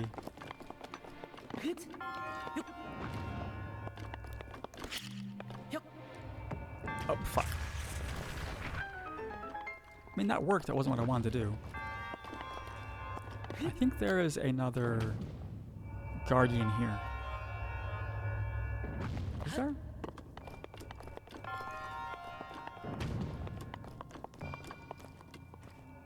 No. Okay. Well. Oh, it made it all the way over there. Oh, it almost made it. Okay. So we're gonna go back and get the claymore, because the claymores are great. They have a very high damage output. The downside to them is that you cannot use your shield. But they also have a lot of force behind them, so they can knock enemies over.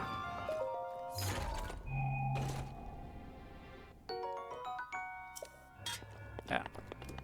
Traverse Claymore, we can use it to knock enemies to the side. Give me the arm. Actually, no, not the arm. The arm is going to be annoying.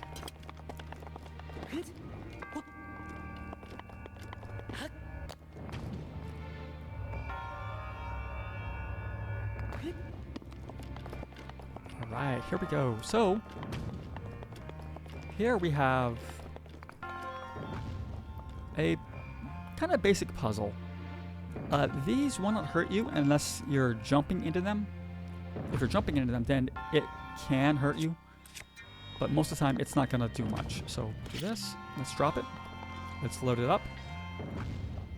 And there we go. Launch.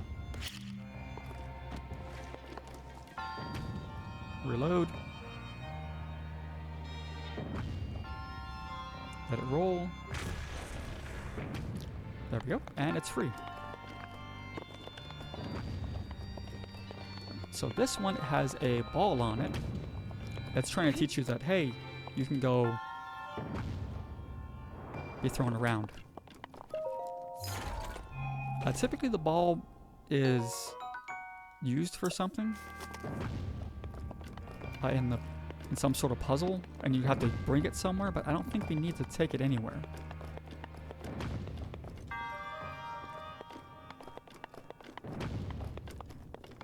Yeah, I think it's just there to show you that you can be tossed back and forth.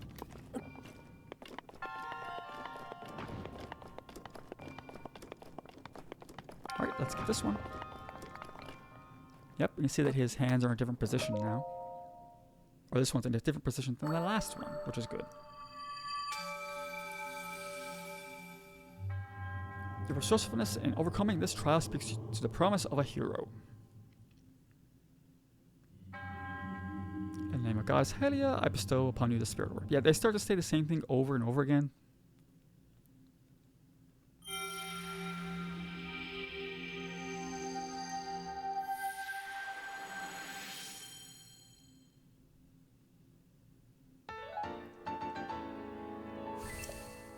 Lovely. Got our full heal. We have 2. Yep, may she smile upon you as well.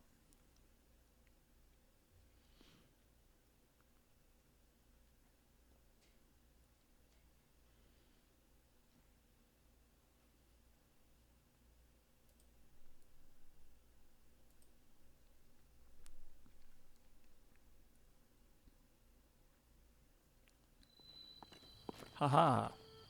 So we can blow this open. I don't know if that's in our best interest, to be honest with you.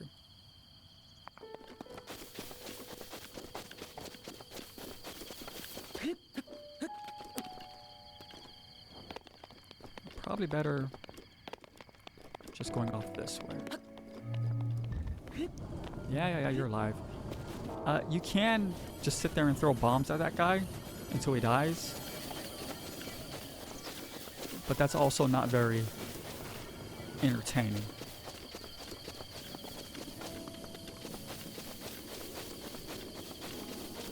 Oh, we got eggs.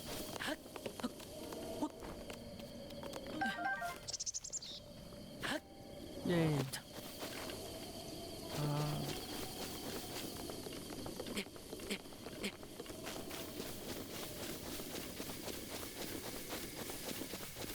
So, we're coming over here for a couple reasons. One, there's a house, which we want to explore. And 2,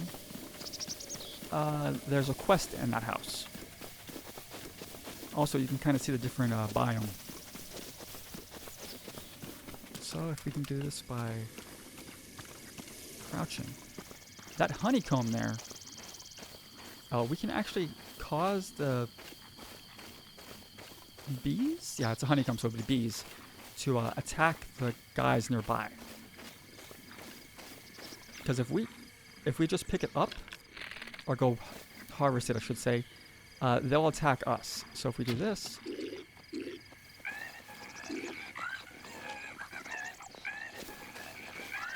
yeah, it's gonna go attack them.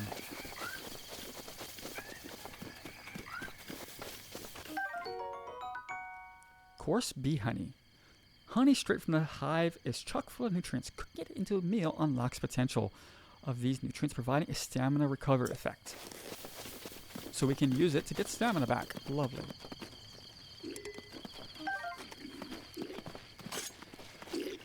Hello.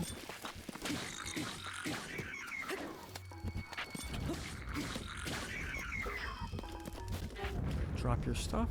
No, I don't want the bow. I just want the horn. Yes. And now that we have bombs, we can do this. Destroy those, and they drop acorns. We know what an acorn is. We can break the boxes now and get free resources.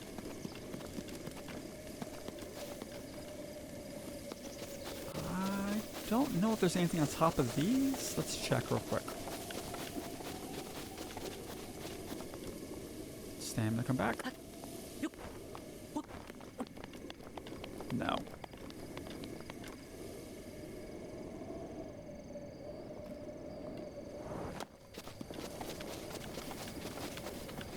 Okay, so we're heading towards that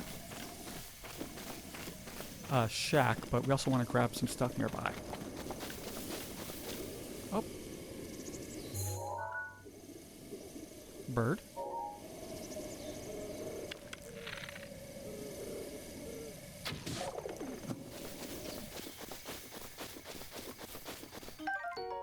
Raw bird drumstick. Tougher and chewier than steak. Tastes better cooked, yeah. So we can either eat it raw, which gives us next to nothing, but it's better if we combine it into a meal. Rushroom. A mushroom that can grow almost anywhere but prefers ceilings and sheer cliffs. Cook it before eating to temporarily increase your movement speed. Yes. Those are very useful because they're useful to upgrade our climbing gear, which we can get. Oh, I missed it.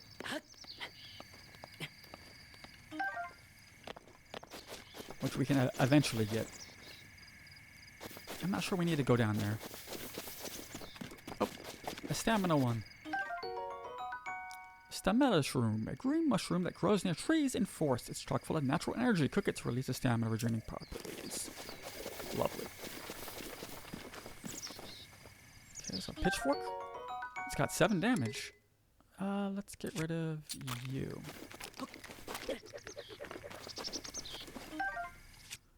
It's a great range weapon. I think you're the one I've been using. Okay. Let's grab you. Alright, so we have a torch. There's a pot lid. It's a large lid. A lid of a large soup pot. It smells vaguely like poultry broth. Yum. It can make it. Yeah, it's basically a basic shield. It's not great, but we'll take it.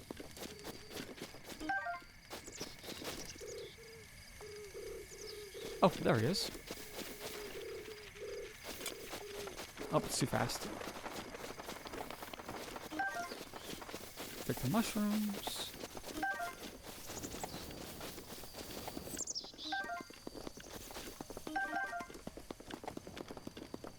Alright, so in here,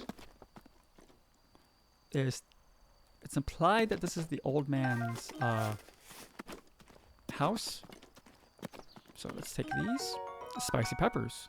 This pepper is exploding with spice. Cook it to create dishes that will raise your body temperature and help you withstand the cold. Yes. So that's... no, I don't... I wanted to pick up... There it is. Alright, so, let's see here. The Old Man's Diary. Let's read it. On this desolate plateau, the only pleasure that brings me comfort is cooking. And today I did it myself. Truly, I created the perfect dish. I call it spicy meat and seafood fry. The recipe not only restores health, but also keeps me warm, even when traveling in the snowy mountains. With this dish on my side, I no longer need that itchy, warm doublet. Do not know how I allowed this to happen, but it seems I've forgotten to write down a very important recipe. I know that it contained raw meat and spicy pepper, however, I can't remember what else is used. My age is catching up to me. Sadly, on this Lopeto, I only have my knowledge and sad memory. Still, if I did find someone who knew that missing ingredient, I would happily reward them with my warm doublet. However, it seems unlikely to be such miraculous wish will be filled. Okay. So that is a hint that we should cook a meal, then go talk to him. If I remember correctly, it is poultry, the Hylian bass, and spicy pepper. So let's do this. Alright, so I said raw meat. We don't have, we have bird. I don't know if that's going to be good enough. Yeah, that might not be good enough. We may actually need actual raw meat.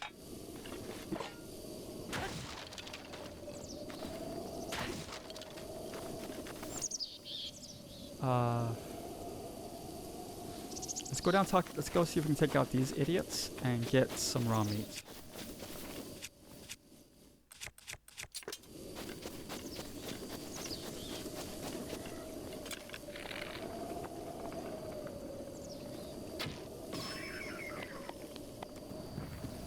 There we go.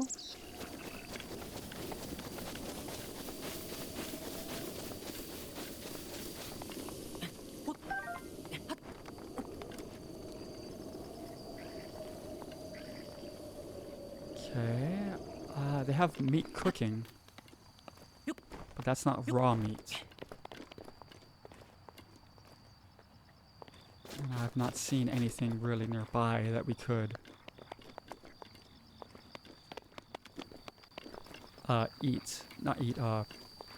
hunt, except for the birds.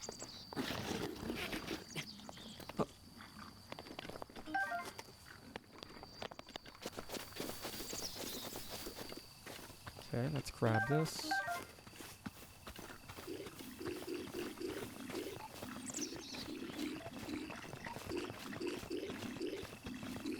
So we're going to... What is that? There we go.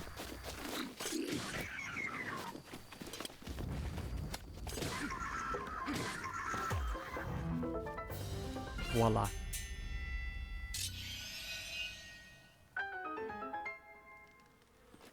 If we wait too long to detonate it, they will get suspicious of it and run away. That's steak. That's not what we wanted, but we'll take it. We're full on shields. One thing I really dislike about this game is that we cannot drop stuff without going into our inventory.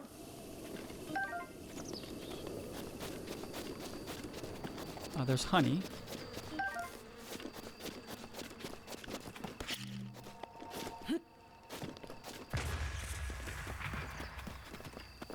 Let's grab this before we go too far. Let me guess, we're full? Throwing spear, yeah. Inventory full. Do we need it for anything? Not really. Arrows, apples. There's a chance we can get meat from these. But most of the time it's just going to be apples.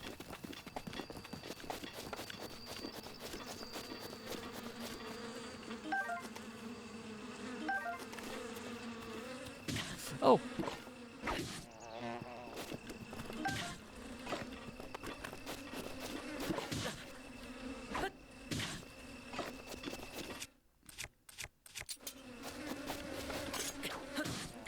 There we go. I didn't want to try and take your honey. I wanted to stem the mushroom nearby. Oh, bomb arrows. Lovely. They do what it says on the tin. They are arrows that explode. Oh, it's getting dark.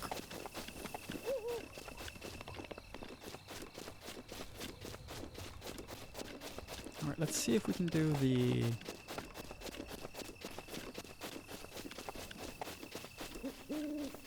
if the chicken will work for this. So to cook, we go in, we find our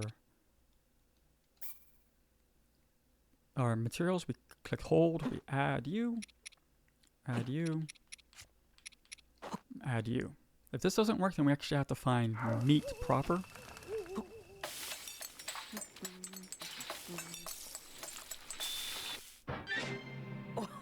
Spicy meat. Okay, this might work then. Spicy meat and seafood. Okay. That's what it kind of... yeah.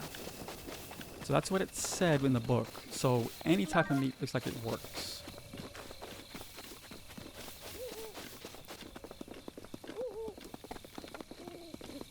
Hello. Hey, what are you up to? Overwork yourself is no good. Take a rest in my bed if you need to. Sleeping in bed should rejuvenate you. Alright. We'll let him go. We'll be there in a second. So he's over here to teach you to use the environment to help cross gaps.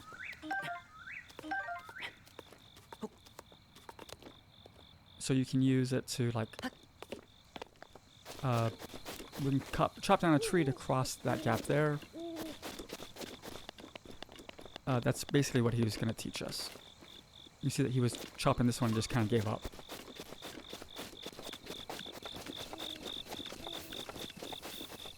Alright, let's go talk to him.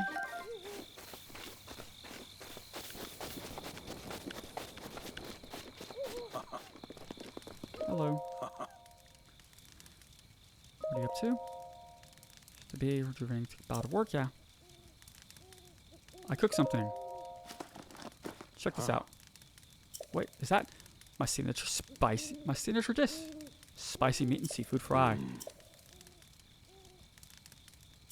Yeah, there you go. The bass. How could I forget? Yay! Now we have cold resistance. A warm doublet. A warm pullover typically worn by mountain folk. Its sturdy fabric and thick gloves are great for retaining body heat.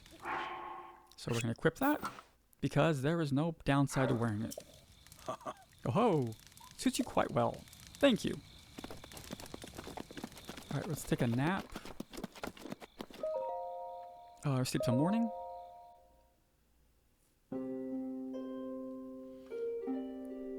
Yeah, there's no downside to wearing cold resistant or heat resistant clothing unless you're going into the opposite area.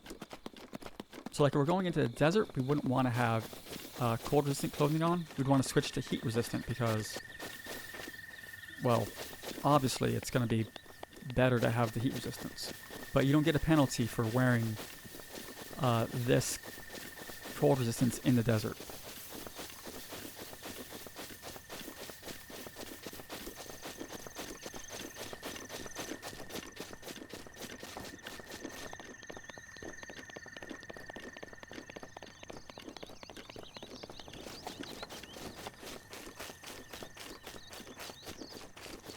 Okay.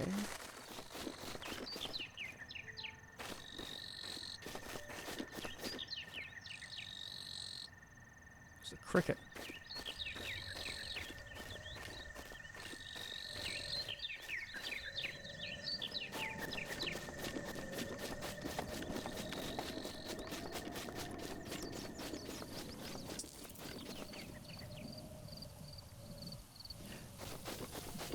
So if anything looks out of place, like a rock or a stick or something, you want to pick it up and move it to see if it gives you a core rock.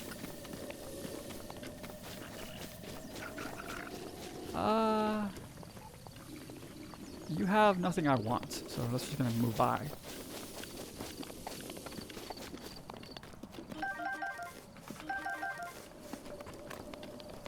Now we're out into the cold.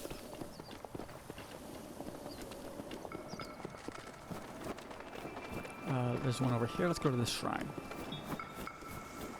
Now, if we get in cold water will hurt us over time, so we have to be careful. Typically, you want to stay out of the cold water.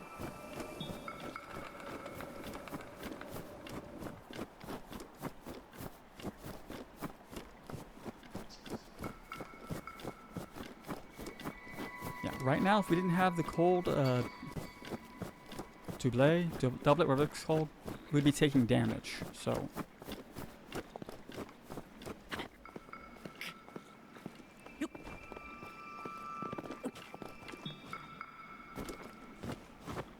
we could also carry with us a fire weapon, and that would also keep us warm.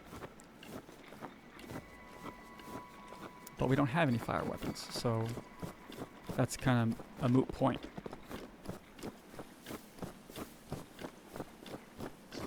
Same thing if we're in the desert, we could wear a cold, or have a cold weapon, an ice weapon, and it'll keep us cool.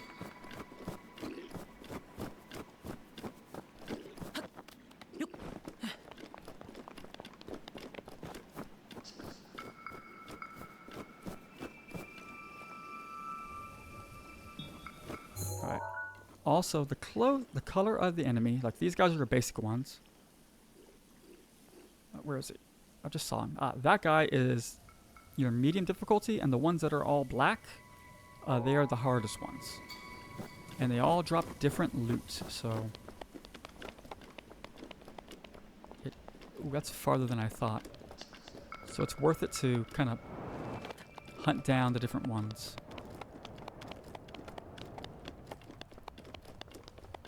Oh, hello.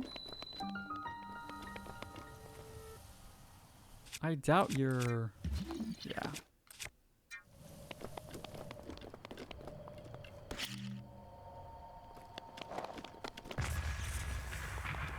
Alright, so this is going to be the stasis shrine, I think.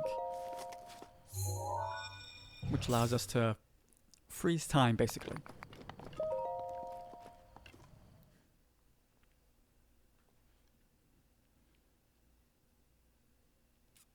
Yeah, you can climb most walls, but not every wall.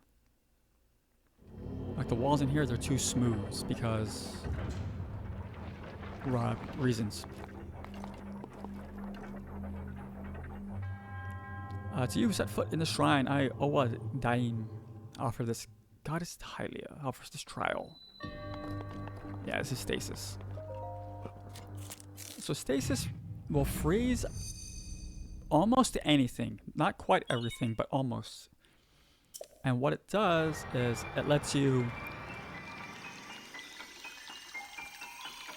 either run away from it, get in a attack, or build up damage on certain things to cause momentum on it. Like with rock outside. So we'll see it in a second.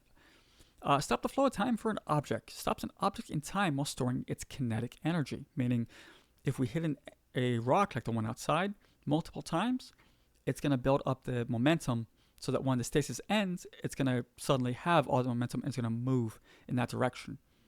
You can build up momentum on a rock, then climb on it, and it'll shoot off into the distance with you on it. People used to use that for speedrunning. I don't think they do that anymore. Making good use of stored energy, can even move the largest objects, yeah. So if it's something we can't normally move with an explosive or anything like that, we can always use stasis to move it.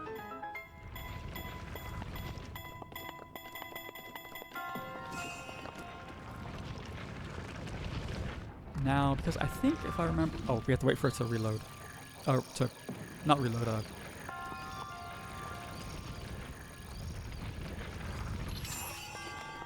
So I'm pretty sure there's only one of those. Dropping through here? Yeah, there's only one. So the way that works is that there's only one. When it hits the despawn point, it respawns up in here and continues the loop. So we want to stop it again when we get the chance. That's the wrong button. Let's go to our shields. Select. Drop. In Tears of the Kingdom, they made it a lot easier to drop stuff. So if we try to pick something up and our inventory is full, we can just say, okay, well, we'll just drop it.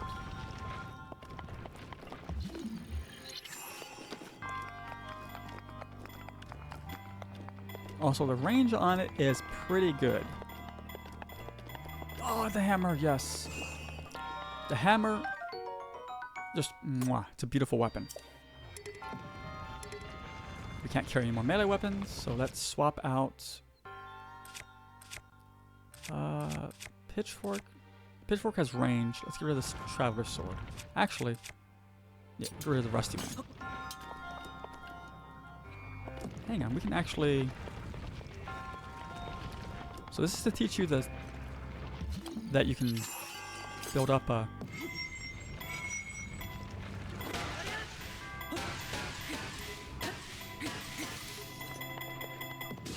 There we go. Yep. So you can see that we knocked it off.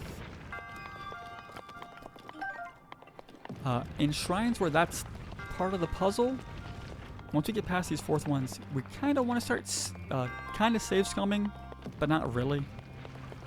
Because there will be puzzles where we have to play like golf in the shrine, and you have to hit the ball with your weapons, but your weapons break. So you only get so many tries before you have to leave and come back. So if you just save before you do it, you can just reload after you fail and destroy all your weapons.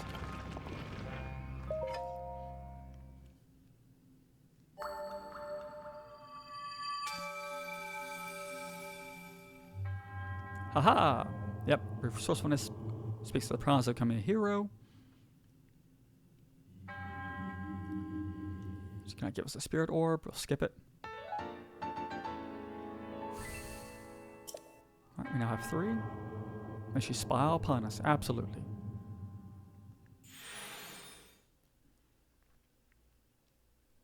That's 2 out of 3.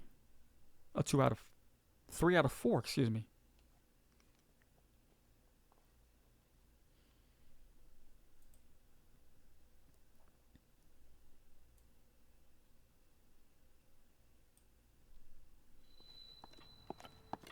Alright.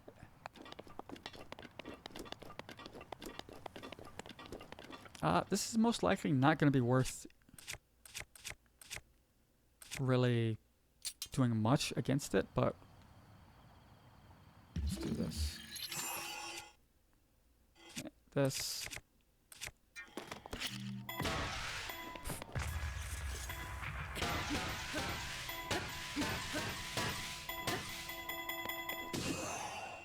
There we go.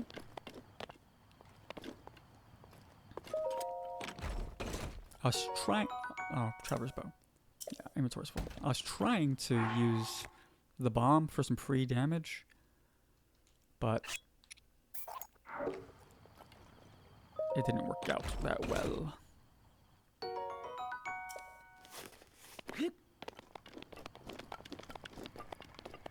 Alright, now onto the last shrine, which is the Ice Shrine, if I remember correctly.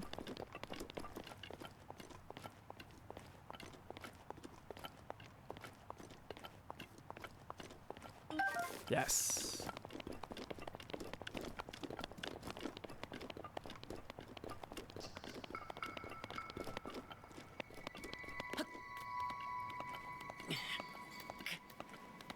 Alright, so there are clothing that help us climb faster.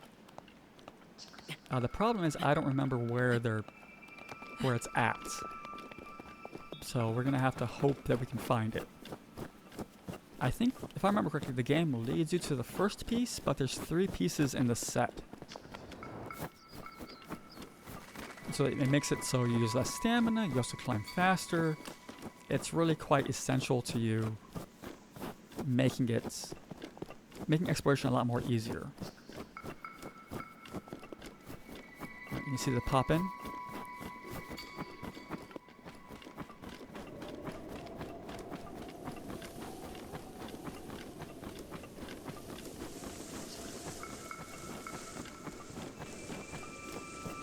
So this guy's a lot more dangerous than the other ones.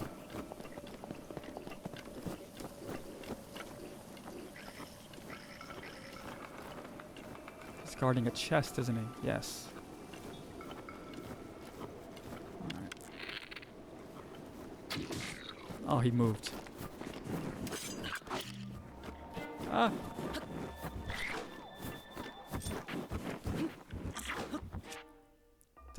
Did our sword break? No.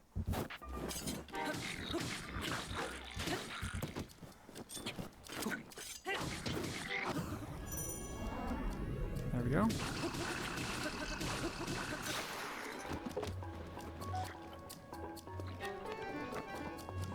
Nope. It's mine now. Sucker.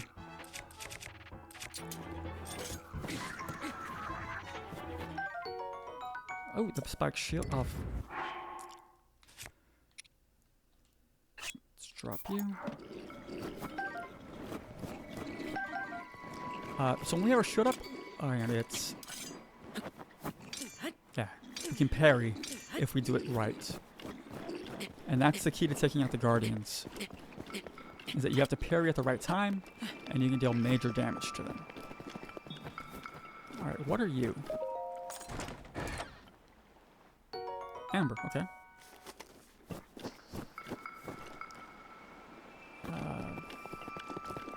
There's probably a Korok at the top of that mountain.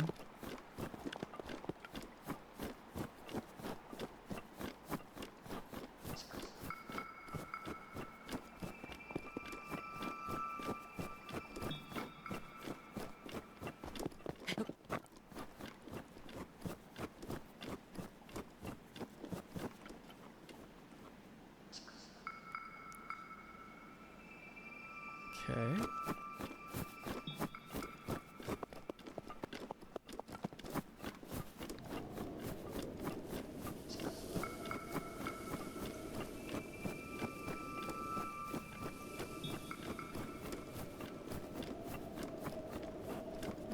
Yeah, there's a chest somewhere along this ring. I think it's farther to the right.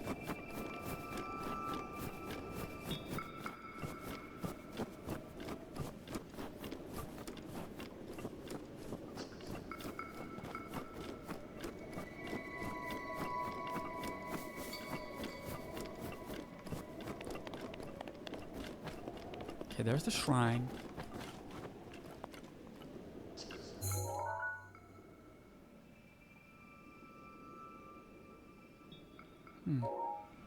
Alright.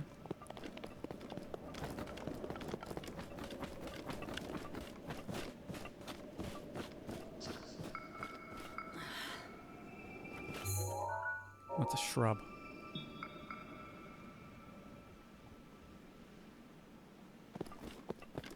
Alright. Oh! Hello. It's a breathtaking view. Oh. This may be the best place to get a full view of the entire plateau. For shrines, yeah. I know, thank you.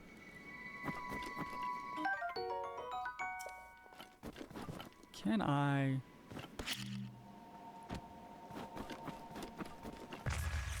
No, okay. Oh, there's a Korok. Whee!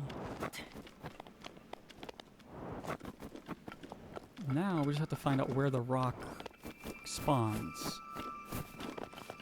Oh, there's one. Get off. There we go. A lot of times it's not finding where the rock goes, it's finding out where the rock spawns. So we pick it up. We just have to get it close enough. So I'm just gonna drop it. There we go. Because when I throw it, usually it goes too far. Bye-bye.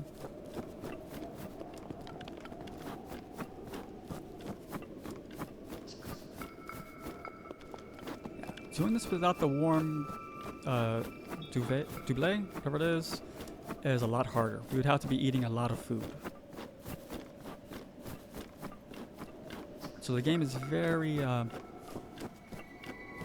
not, what's the word? Very flexible in how it wants you to play. Oh, you didn't spawn in. Okay. Yeah, it's very flexible. But there are times where it says, no, you have to do it the way I want you to.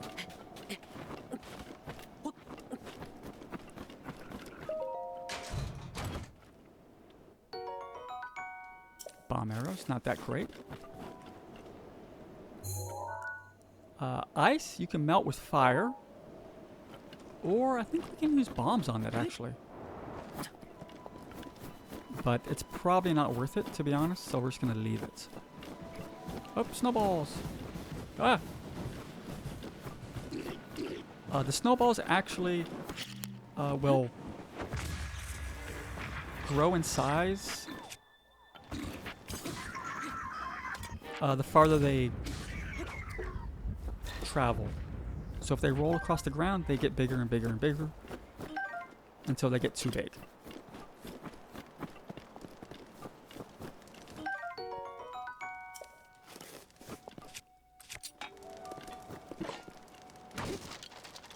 Nothing, alright? And you do not hit the explosive barrels.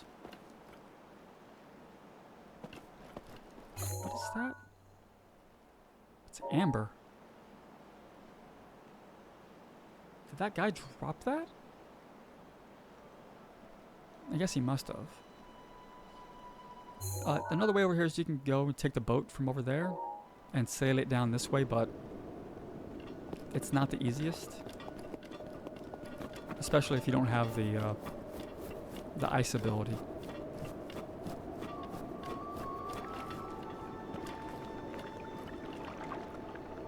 Yeah, that water's deadly cold, so we're gonna avoid that.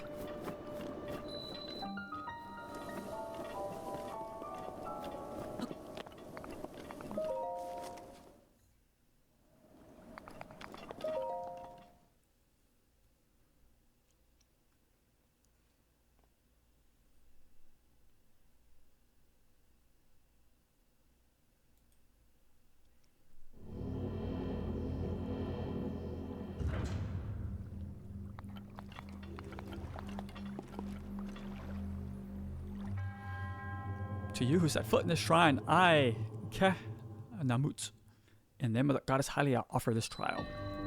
Krynosis trial. Absolutely.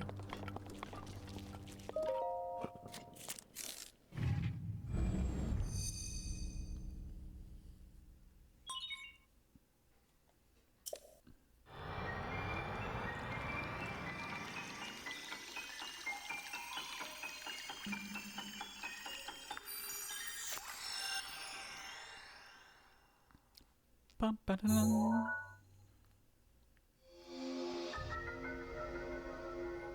Krynosis, create a pillar of ice from a water surface. Build an ice pillars that are very stable. These pillars can be used as stepping stones or as obstacles. Use it again to break it. So this is surprisingly useful. You can also use it to break the game to an extent. But most of the time it's used to for exploration. So we can go directly under us, which is very useful. We can also do it to aim outward. Up, it won't go. There we go. Now you can only have, I want to say 3 pillars or 4 before it deletes them.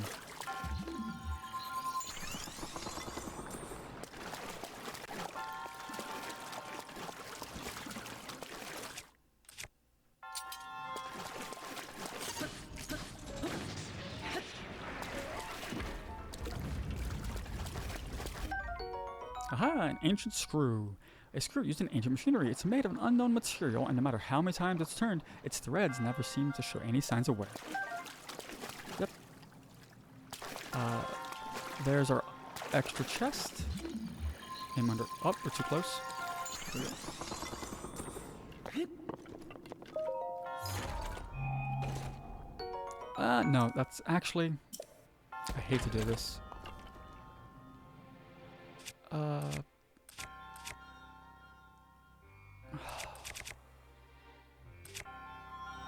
Let's just...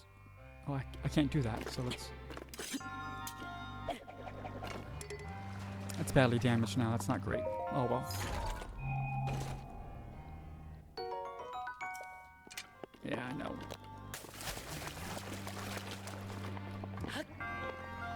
So yeah, weapons have a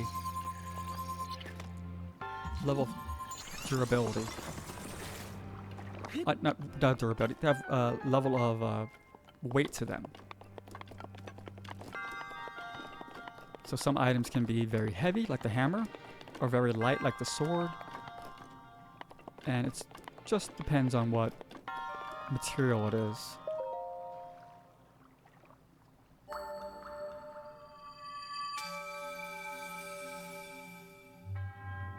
Speaks to promise to become a hero. Yeah, we know all this. We got our 4th spirit orb. We got a smile upon us, and we teleport out.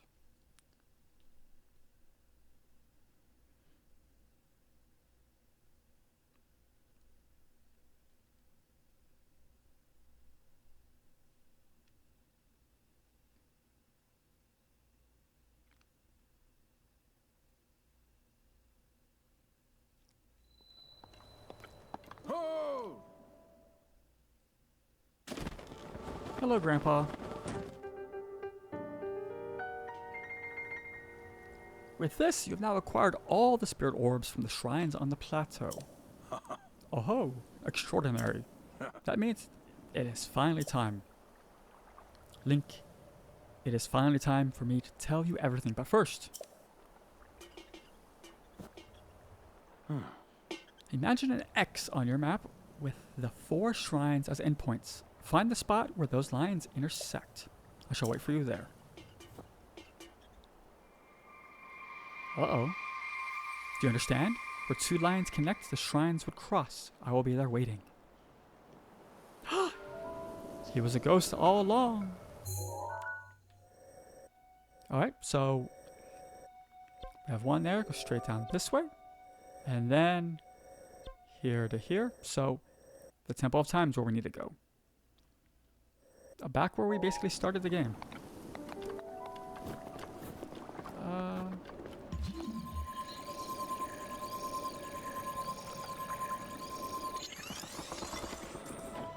The chests have to be out of water for you to access them.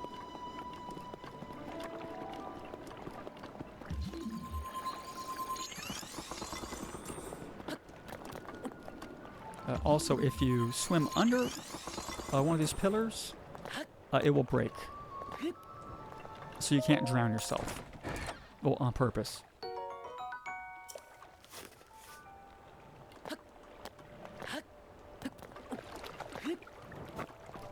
Alright. Can we drop down here? Yeah, we can. Oh, it's a shrine down there. Okay. I saw the orange. I was like, what is that? Ooh, that looks like death.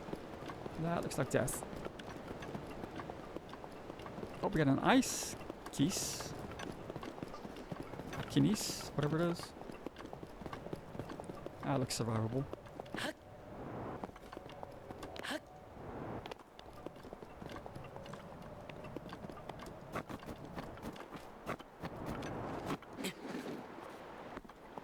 Aha. We'll just Skyrim our way down. And that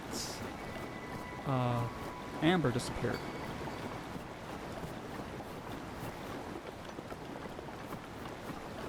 Up.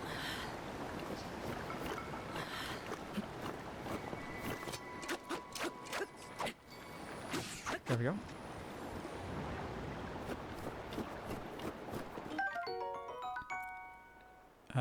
An ice key swing. A rare ice key swing. Its frozen surface gleams attractively, but its usefulness isn't readily apparent. Yes, that's because it's an upgrade item.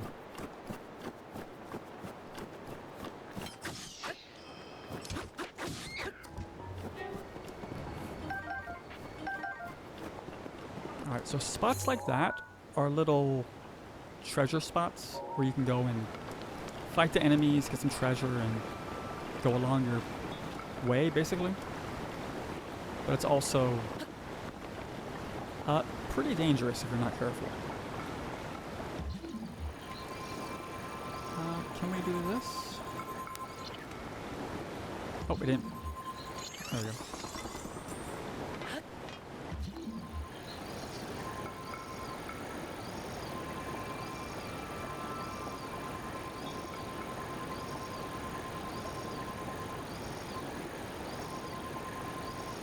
Oh, shit.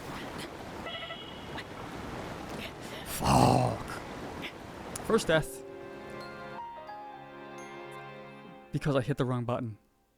I destroyed it when I wanted to not destroy it. Yep, first death to, oh, did it get rid of our stuff? Don't tell me we lost those wings. Did we lose the material? We did. Damn.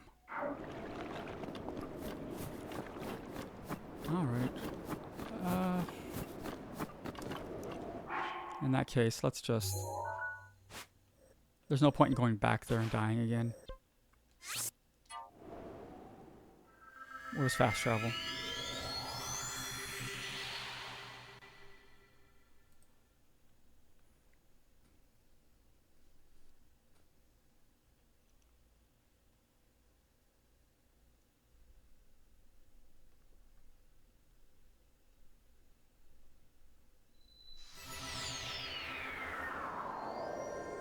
Aha!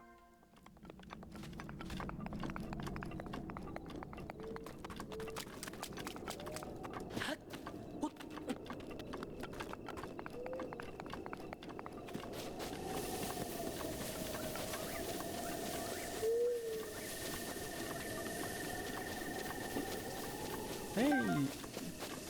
Oh no, that was one we missed. Oh. It's...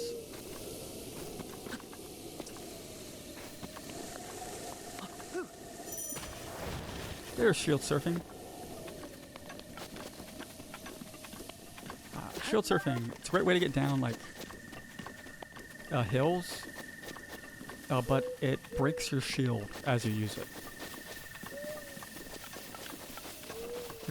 It's fun, it's useful.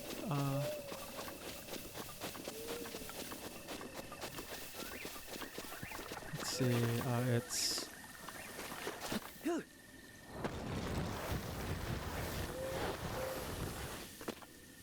Yeah.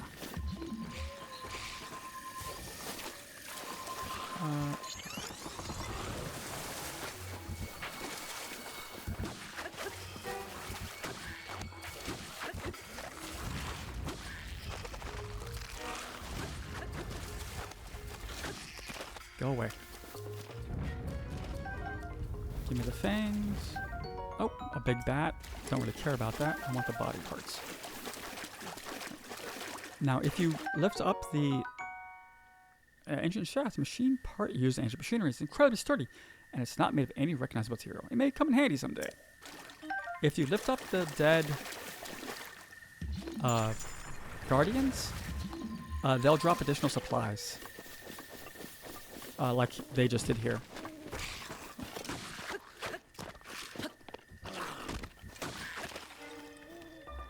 Go away. No, I don't want your arm. Oh, your parts fell down there. Oh, I missed y'all. There we go.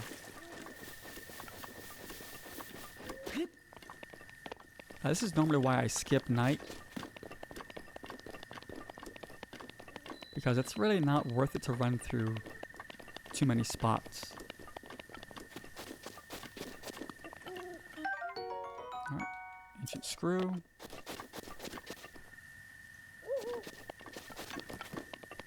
I don't think it matters which side we go up.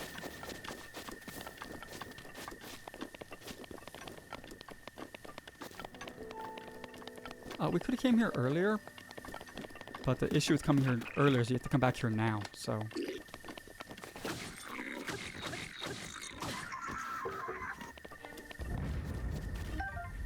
So there's really not that big of a reason to come here.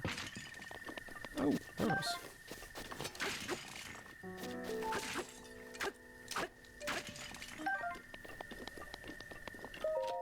What do we have here? Traveler's bow, okay.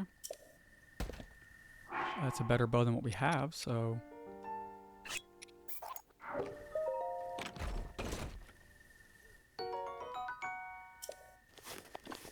Lovely. Let's check these things out. Sometimes you just have to be in the right spot to search them. Other times it doesn't care. Yeah. Sometimes it's like, no, you're not in the right spot. You have to be over 2 feet, and you have to crouch to search it.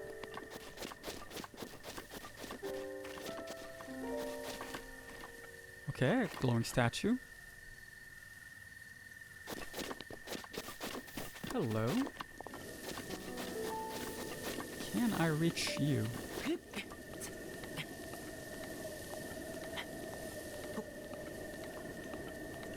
Yes, we can. Right.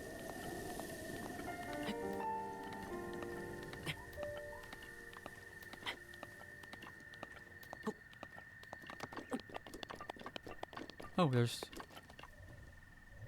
nothing here. That is disappointing. I was hoping there'd be treasure. That's the whole reason I climbed.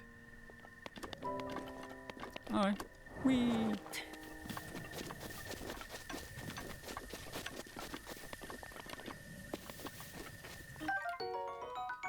Ancient spring. Now, I don't remember if these respawn the loot or if it's one time only. I think it might be a one time only thing.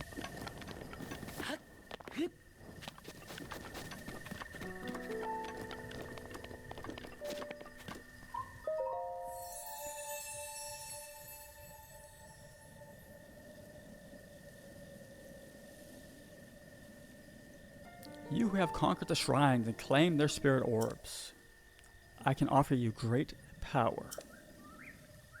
It appears you have claimed 4 spirit orbs. In exchange for those spirit orbs, I will amplify your being. So tell me, what is that your desire? Give me... life. Grant me the power I seek.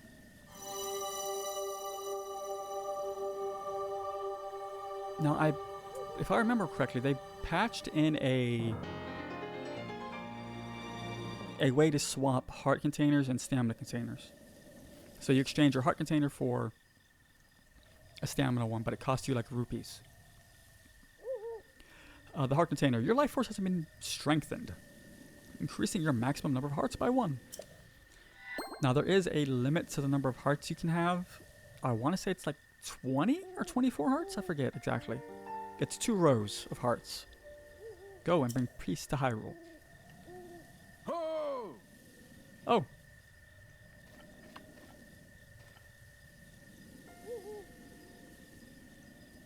The blessing of the goddess has made you that much more resilient, I see. Here I am. Up here. Quickly. Now, if you don't interact with the statue here, you don't get that little bit of dialogue. There's lots of stuff like that where if you don't interact with specific things, you don't get some aspects of the dialogue. It's not that big of a deal. It's just nice little touches. Alright, so hop, skip, and a jump.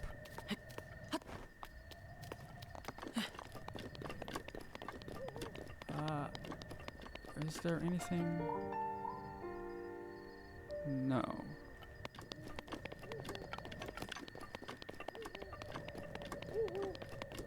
Oh, look at him. Looks cool.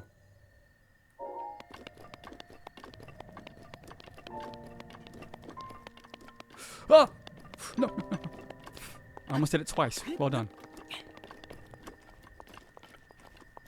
Because we don't have the paraglider, if we fall, it's pretty much instant death at this height.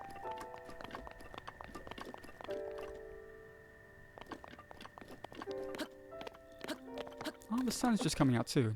Perfect timing. Well done there, young one. Now then, the time has come to show you who I truly am. I was King Rome Bosphoramus Hyrule. I was the last leader of Hyrule. A kingdom which no longer exists.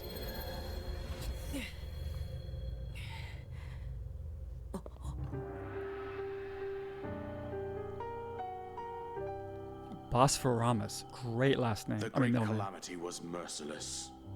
It devastated everything in its path, lo, a century ago. It was then that my life was taken away from me. And since that time, here I have remained in spirit form. I did not think it wise to overwhelm you while your memory was still fragile. So rather than that, I thought it best to assume a temporary form. Forgive me. I think you are now ready. Ready to hear what happened 100 years ago. To know Calamity Ganon's true form, one must know the story from an age long past. The Demon King was born into this kingdom, but his transformation into malice created the horror you see now. Stories of Ganon were passed from generation to generation in the form of legends and fairy tales. But there was also a prophecy. The signs of a resurrection of Calamity Ganon are clear, and the power to oppose it lies dormant beneath the ground. We decided to heed the prophecy and began excavating large areas of land. It wasn't long before we discovered several ancient relics made by the hands of our distant ancestors. These relics, the divine beasts, were giant machines piloted by warriors. We also found the Guardians, an army of mechanical soldiers who fought autonomously. This coincided with ancient legends oft repeated throughout our land. We also learned of a princess with a sacred power, and her appointed knight chosen by the sword that seals the darkness. It was they who sealed Ganon away using the power of these ancient relics. 100 years ago, there was a princess set to inherit a sacred power and a skilled knight at her side. It was clear that we must follow our ancestors' path. We selected 4 skilled individuals from across Hyrule and tasked them with the duty of piloting the divine beasts. With the princess as their commander, we dubbed these pilots champions, a name that would solidify their unique bond. The princess, her appointed knight, and the rest of the champions were on the brink of sealing away Ganon. But nay. Ganon was cunning, and he responded with a plan beyond our imagining.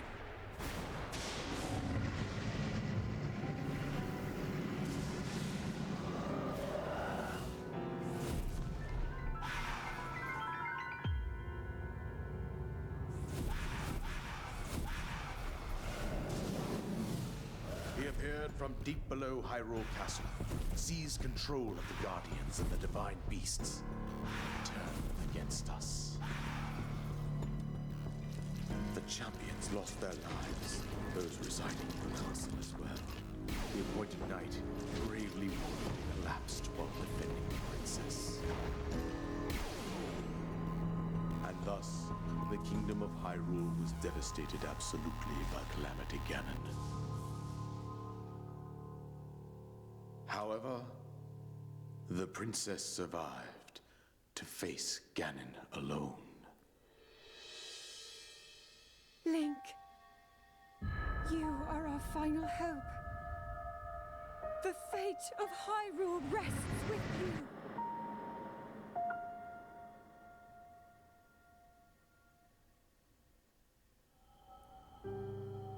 That princess was my own daughter. my dear Zelda. And the courageous knight who protected her right up to the very end. That knight was none other than you, Link. You fought valiantly when your fate took an unfortunate turn. And then, you were taken to the Shrine of Resurrection. Here you now stand, revitalized 100 years later. The words of guidance you have been hearing since your awakening are from Princess Zelda herself. Even now, as she works to restrain Ganon from within Hyrule Castle, she calls out for your help. However, my daughter's power will soon be exhausted. Once that happens, Ganon will freely regenerate himself, and nothing will stop him from consuming our land. Considering that I could not save my own kingdom, I have no right to ask this of you, Link. But I am powerless here. You must save her, my daughter, and do whatever it takes to annihilate Ganon. Somehow, Ganon has maintained control over all 4 divine beasts, as well as those guardians swarming around Hyrule Castle. I believe it would be quite reckless for you to head directly to the castle at this point. I suggest that you make your way east out to one of the villages in the wilderness. Follow the road out to Kakariko Village. There you will find the Elder Impa. She will tell you more about the path that lies ahead. Consult the map on your Sheikah slate for the precise location of Kakariko Village. Make your way past the twin summits of the Dueling Peaks. From there, follow the road as it proceeds north.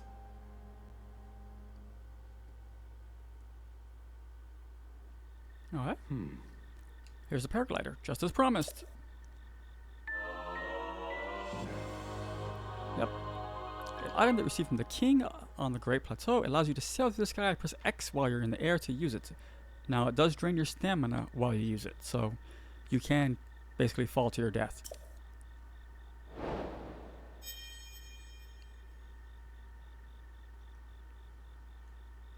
With that, you should be able to safely fly off the cliffs of the surrounding area. I think that's it. Told you everything I can. You must save Hyrule. Alright. Main quest, destroy Ganon. So now we can go and... Oh, soldier's bow.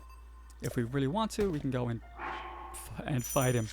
That will be extremely foolish right now. Because I am not great.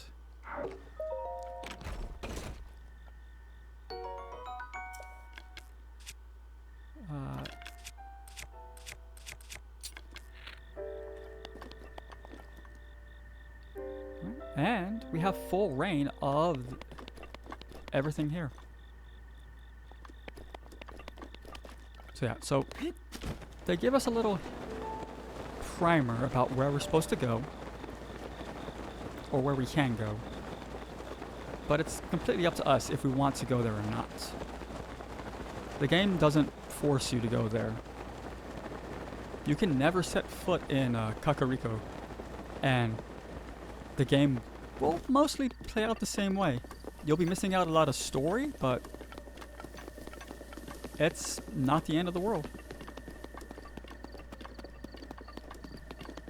So there's a few ways to get down off the plateau. One is to do what I'm doing now, is just run towards the edge and jump off. Another way is to go up to the tower there, then jump off, because you'll travel farther, potentially. But it also just depends on where you want to go. So typically you want to head to the next tower, which is out that way, and hit up any shrines along the way. Now, because we have the DLC installed, we have access to a lot of the bonus items, such as the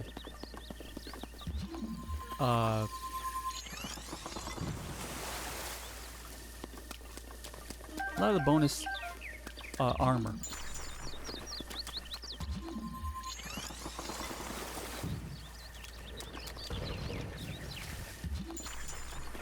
That was cool.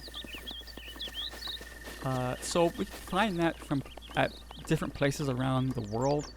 We'll get a lot of hints in books. So it's like, hey, I heard there's a... Oh, that's not the map. That's the map. It's like, hey, I heard there's a piece of clothing hidden in the Eastern Abbey of the Great Plateau. So you have to go, okay, where's the Eastern Abbey? Okay, and you come here and you can find it. There's a lot of stuff like that.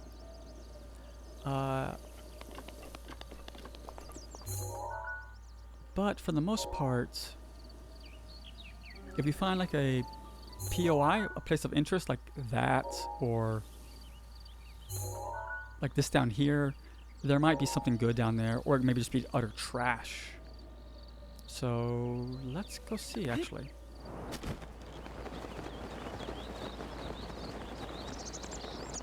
Typically these places are filled with enemies.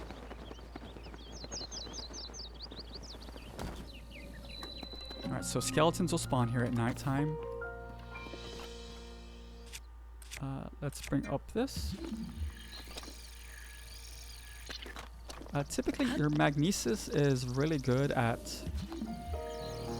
having out for exploration because it just works so well about finding stuff.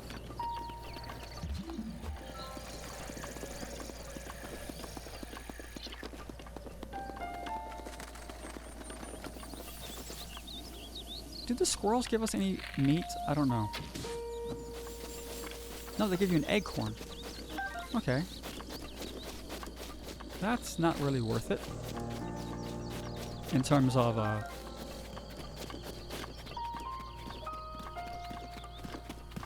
cost. Because it costs us an arrow and we just get an acorn for it. Not the best.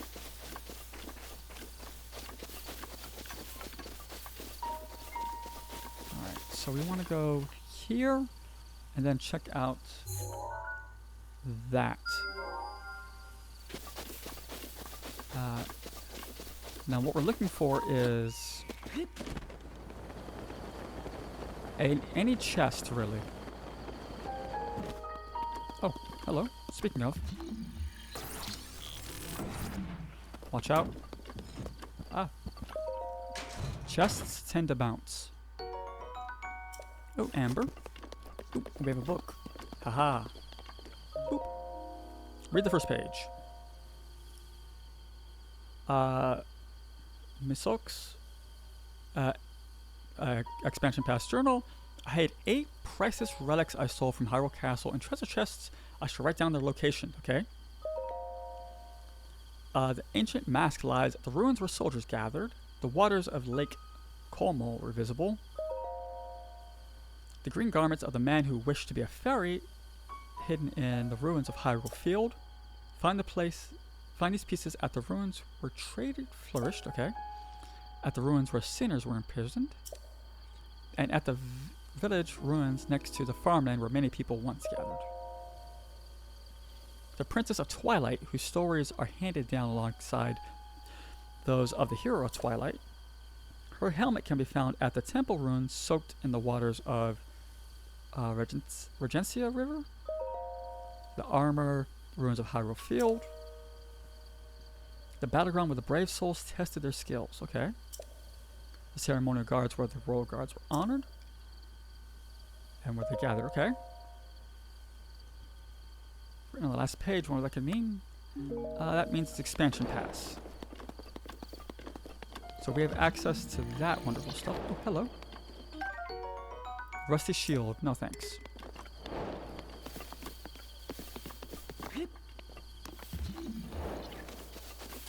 That's another one.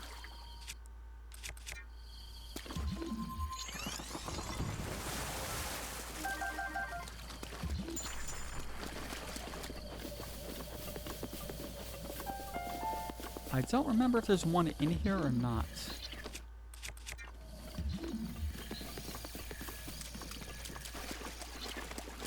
Oh, it's... Did it to spawn? Actually...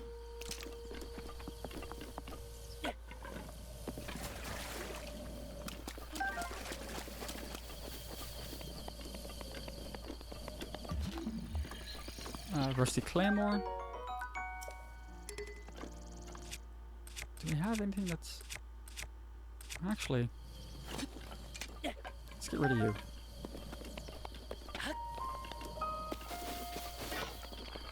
The main reason why I'm swapping weapons like that is so that we can get them revealed. So if we come across them, we now know how much damage and whatnot they have. Alright, let's drop you.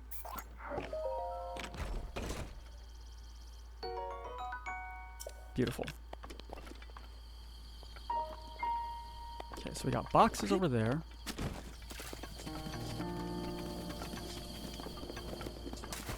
You are not gonna move. You. Oh, we gotta search it first. That's right. Then you.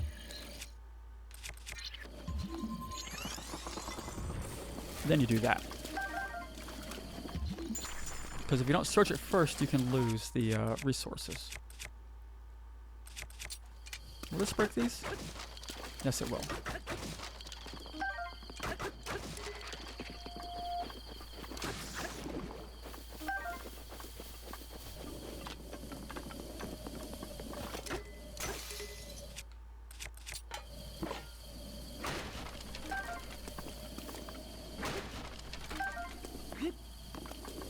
Oh, hello.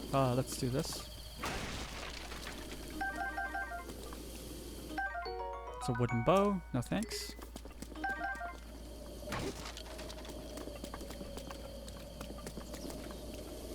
Okay, let's get our magnet. That's a shield.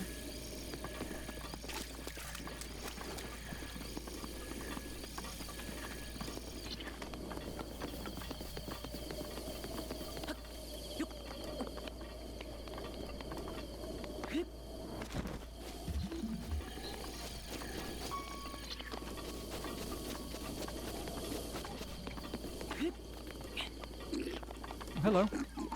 Oh, wrong weapon. I thought I had a different one out.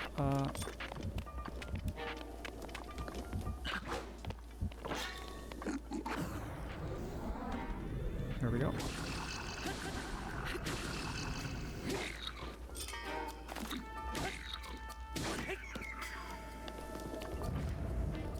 Thank you. Give me your body parts. Alright, let's just get rid of that. Take that. What was he guarding? Hey, 20 bucks.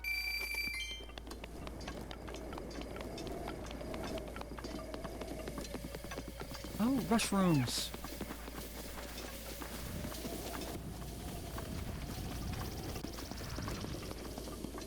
Okay. Oh, that was a cricket. We probably should have been a little more quiet.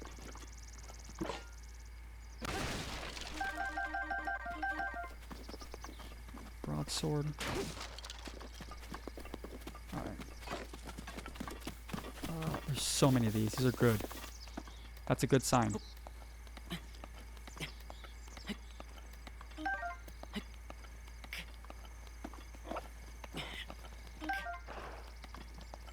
I hear a horse nearby too.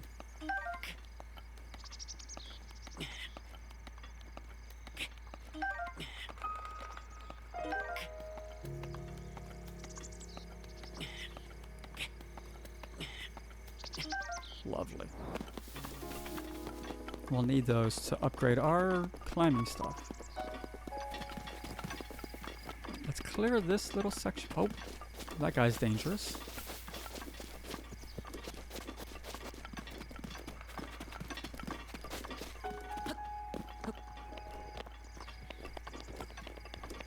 Hello.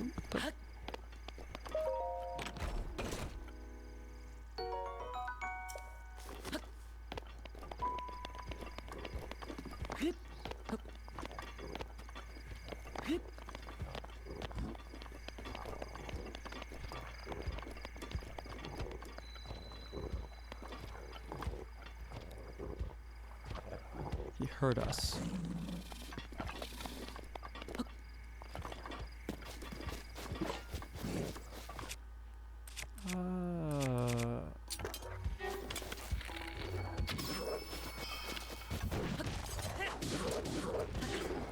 I didn't get out of the way quick enough.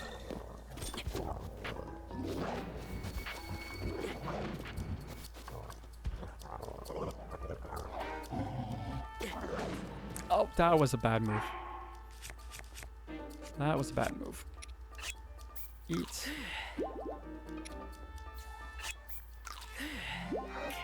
Get up. Come on, Link. Okay, overhead strike. We had a swing. Nope. Come on.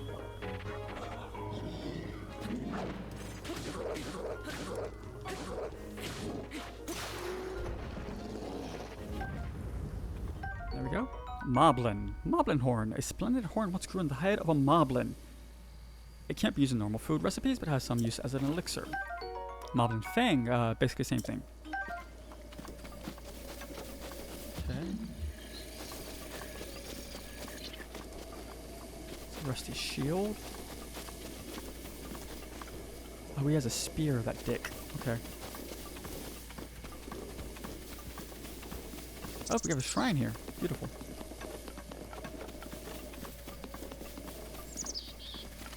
Apples. Claymore.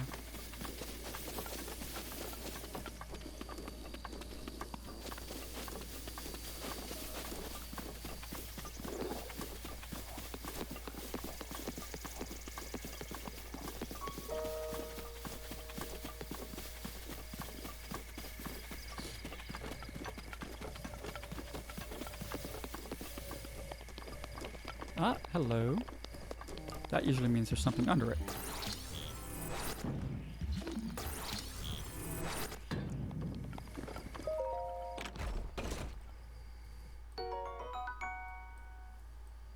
An opal. Lovely. Yes, thank you. Okay,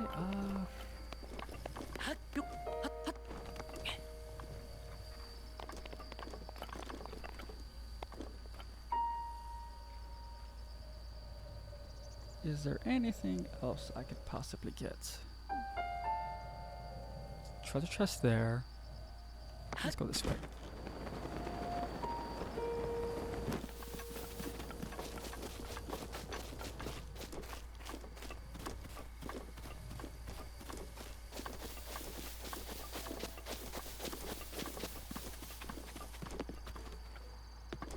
Hang on, was there?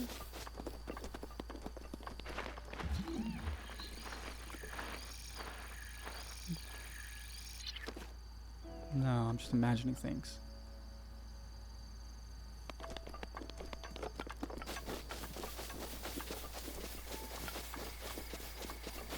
Oops, Stamella?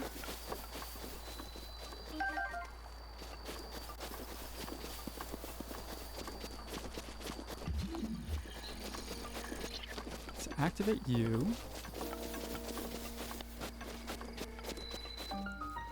Bashkala.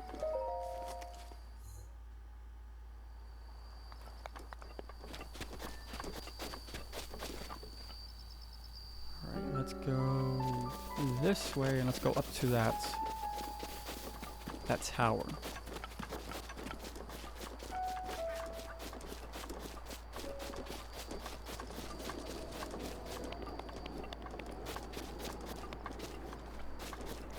Okay, we have a fox. Oh.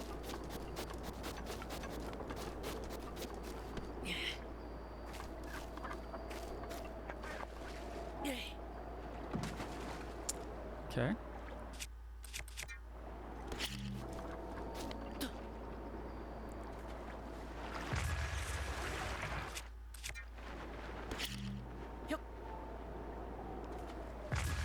Okay, that's off.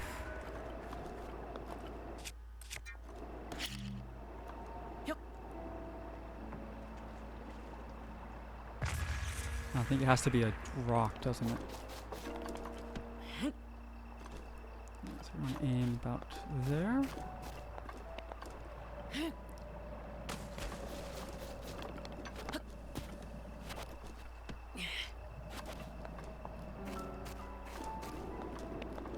No!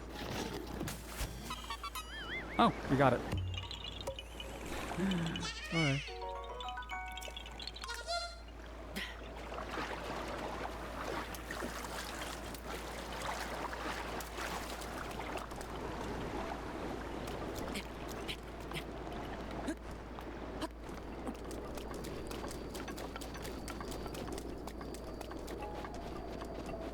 My Korok scent was going off. I got a smell for it. I got a nose for it, not a smell. Okay. There should be a rock I can push into that.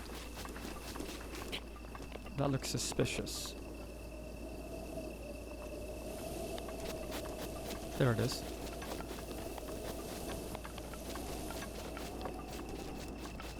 Yeah, this should be just a push. And it goes in there.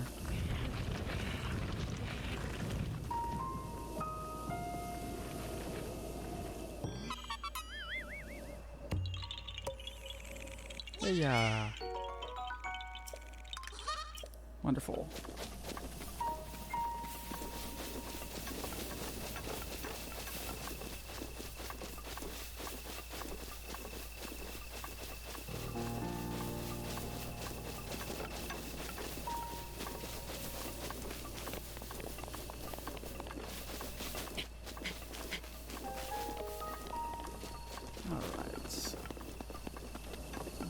Anything up here? Not really. Oh, Korok. Yep. How'd I know? Magic. Bye-bye. Alright. We're heading that way.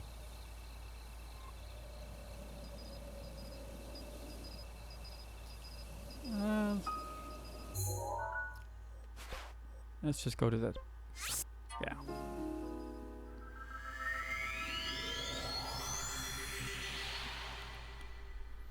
Just fast travel to it.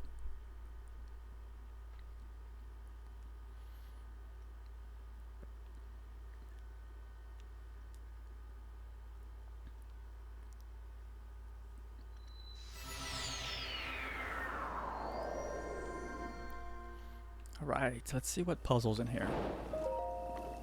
Oh, strange mask rumors. I don't know why that popped up, but it did.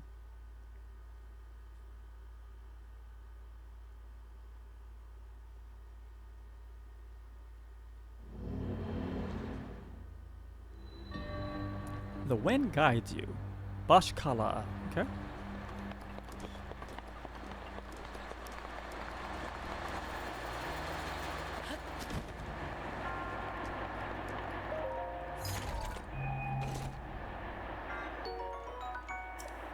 Amber, lovely.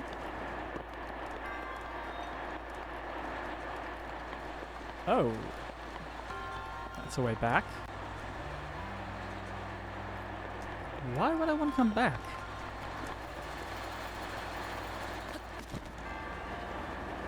Oh, hold forward. I forgot we have to hold forward, otherwise we just go slowly.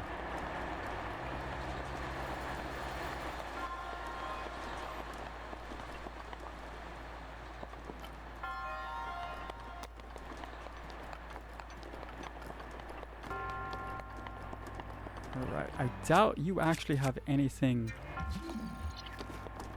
useful.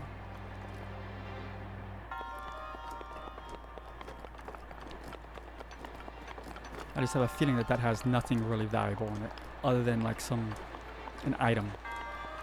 Like a claymore or something like that.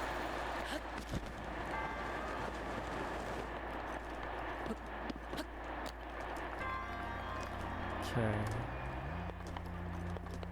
Can we...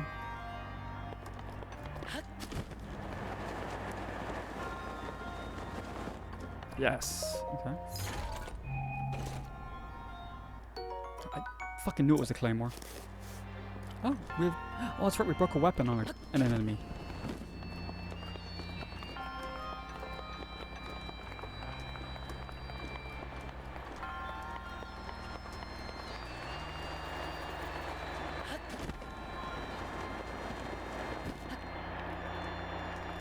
Huh? That was a quick and easy shrine.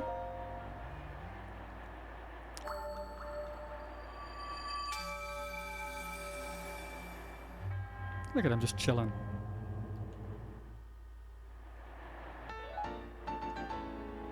Hmm? 3 more to go for another level up.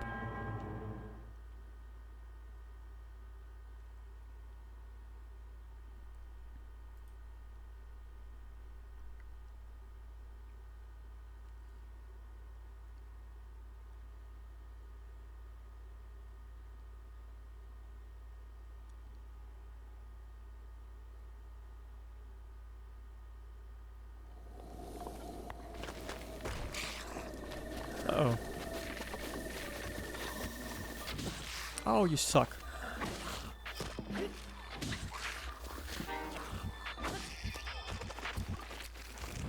Oh, come here, you bastard.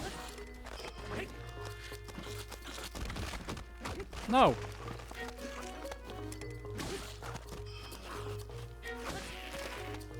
There we go.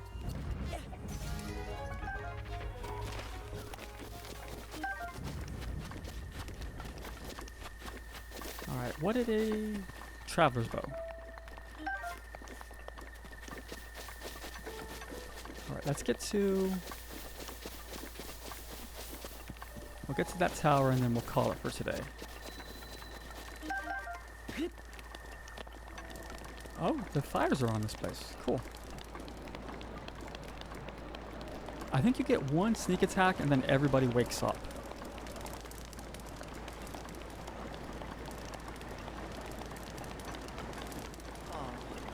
Hello. Bringo. Abrigo. I may be somewhat used to seeing bad omens by now, but that, well, that's just says it's better than most. We're doomed. I mean, don't panic. Sorry, who are you? Have we met? Well, it doesn't matter who you are, really. I was just getting tired of talking to myself. You've come at a good time. By the way, those strange things that popped out of the ground, did you see them? Talking about those mushrooms over there. Oh, I'm not talking about the mushroom. I'm talking about the towers. They popped up all over the place. Long-deserted shrines have started glowing as well. The end is near. Keep an eye on things so I start moving, you know? What thing? That guardian, of course. Oh. I've returned? Gotcha. Can move? Yes. This one here? No, different one. Closer to the castle. Troop beams lie to you. The end for me, but prepare for the worst. In the nearby woods. Thank you. Be careful. Gotcha. So if we go towards the castle, it gets more dangerous.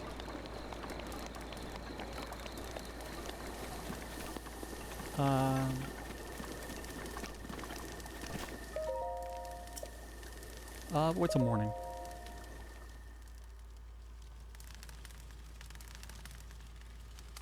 Now, despite what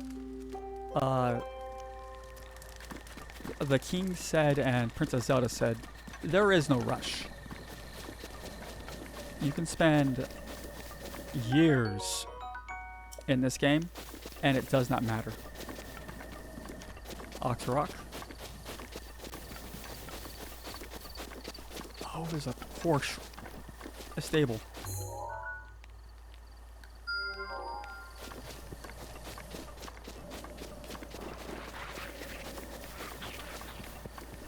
What? Oh, choo-choo.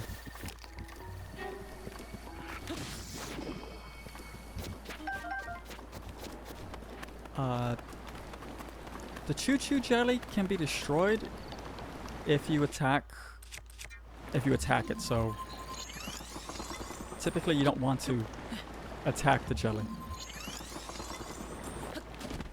Most of the time it gets damaged or destroyed by accident. Alright, we got deer. Yes, if you get in trouble with the guardians, oh, you can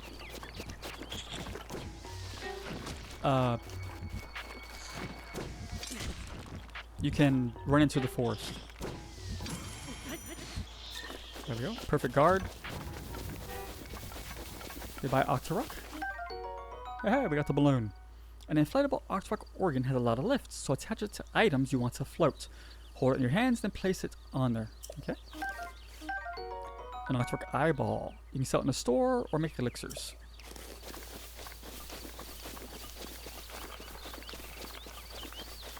I forget what they're used for, but they're used in upgrading something. Oh, an iron shroom. The cap of this mushroom is very hard. Use it when cooking dishes to increase your defense. If you're going to use a iron shroom or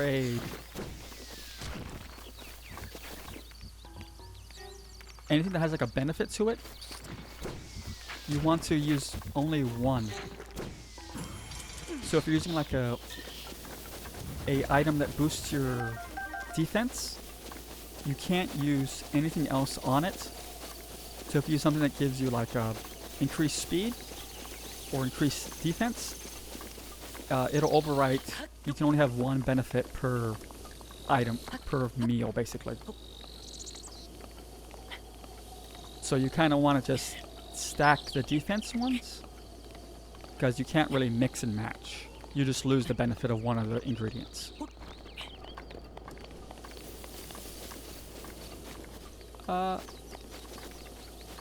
I guess that way?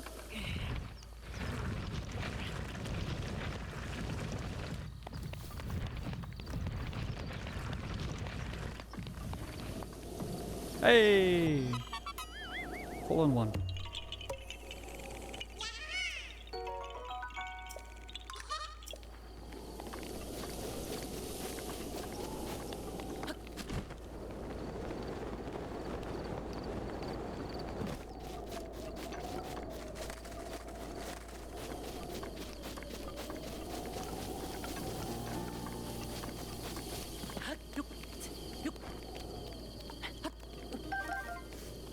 Oh, we have a well. Well. Nothing in there though. Anything metal?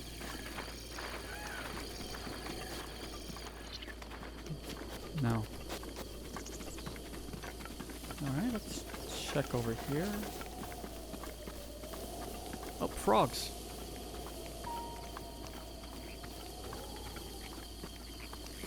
Those are hot-footed frogs, I think?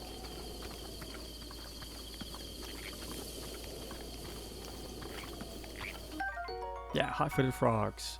A quick frog can be found hopping around near water. Cook it with monster parts to get a speed boost.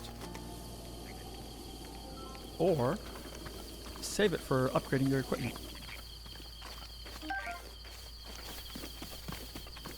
I think we need those and the rushrooms to level up our climbing stuff.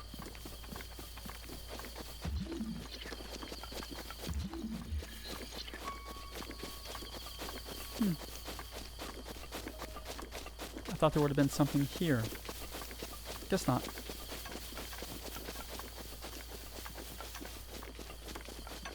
Alright.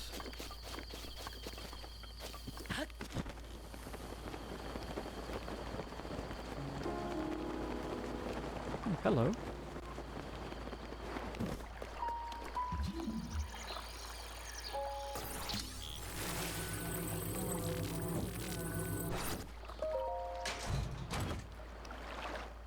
Opal. Lovely.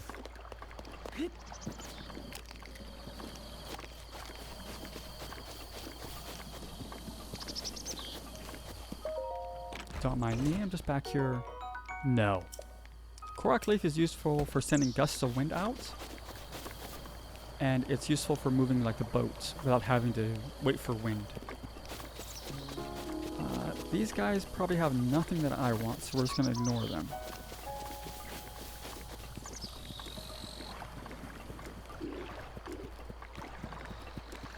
Besides, we're going to have to go into combat up here.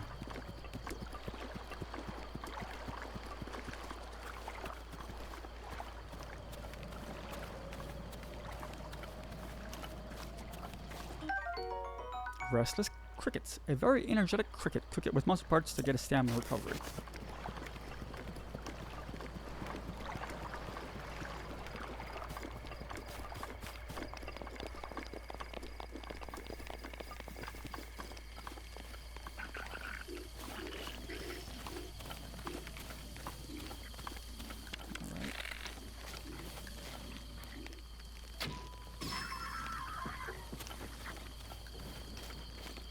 Oh, there's 2 blues.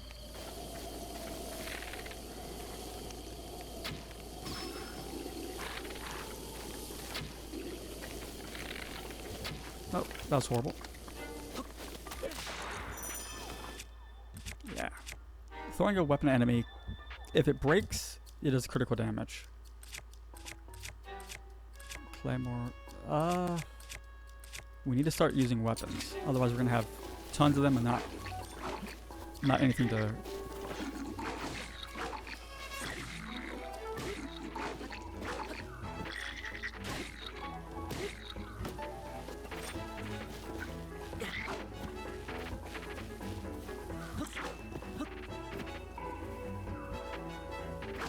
Oh, nope. Nope.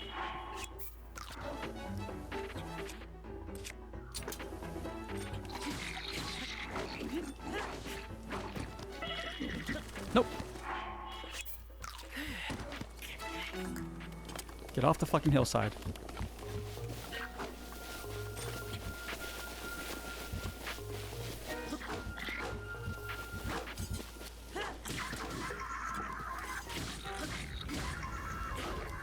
So they can do friendly fire damage. Oh, we got guts. It's creepy. They can do friendly fire damage, but it's very rare. Unless you get like different types together.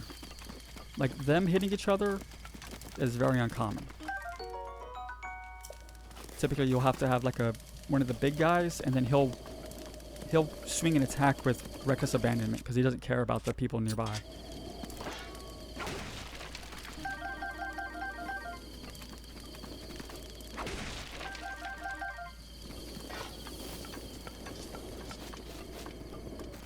There's his monster parts. He didn't drop anything up here.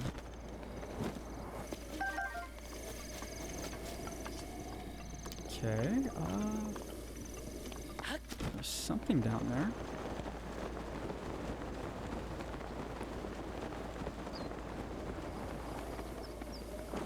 Oh, your birds.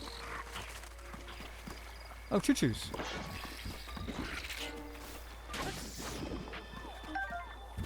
Come on.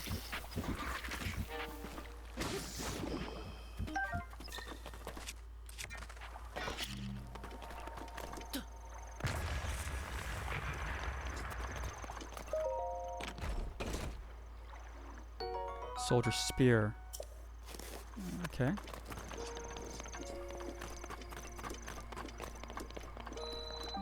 Dueling Peaks Tower.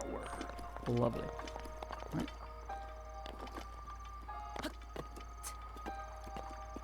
So most of the time you can just follow the same pattern, because as you can kind of see, it just goes up, then you rotate 45 degrees, then up, rotate 45 degrees. There's a few that have like little gimmicks to them, but most of the time it's just you have to have the stamina to climb it, or the kind of the resources, maybe might be a better word to phrase it. Like if you don't have the stamina, you have the elixirs or the food that gives you stamina back.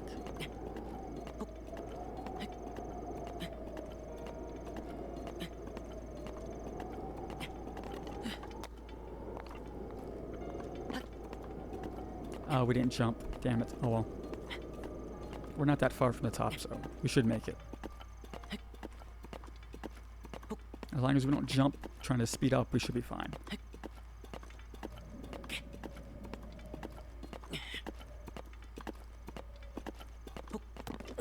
Haha.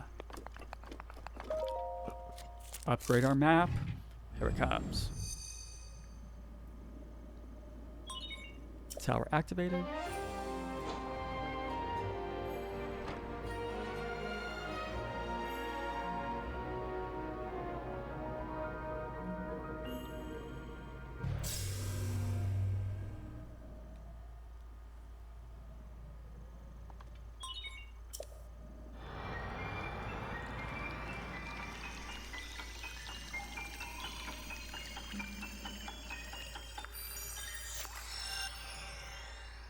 Bum, ba-da-dum.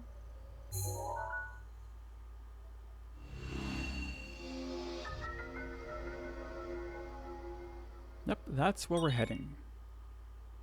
Region map. Additional functionality detected, really. Oh, that's right, the Sheikah sensor. Alright. So it shows you one you haven't been to, and it beeps louder when you're going in the direction of it. Lovely. It's kind of useful, but it's also kind of annoying. Yeah. So like we know if we go nothing, but it's this way. So if we do this, we're heading in the right direction. These deposits, you can rock salts, crystallized salt from ancient sea, used in cooking. You can blow those up using your bombs, or try and hit them with your weapon.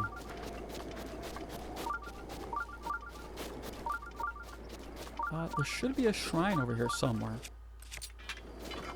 I just don't remember if it's up on... I know there's two above us. Oh, no! Fuck.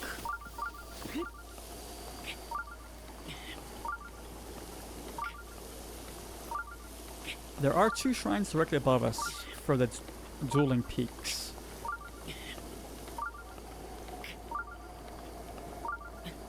But if I remember, there's one in here.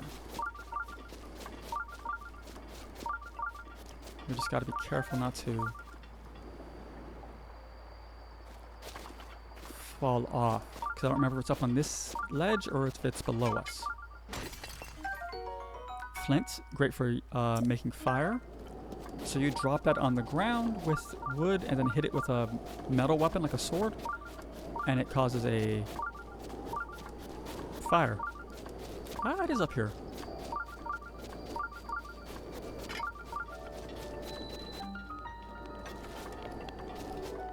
Re-die.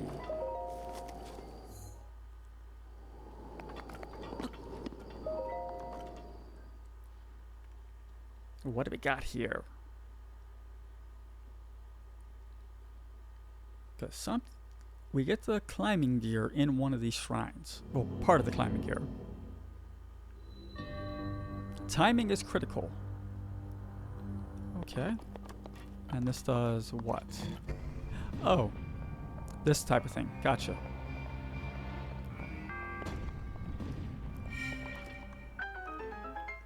It's one of these puzzles. Gotcha.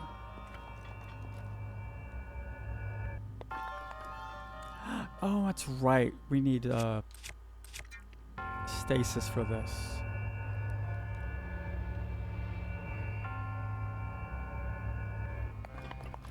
I forget what we need stasis for. I just remember that's for that. I'm pretty sure we need to have stasis so we can...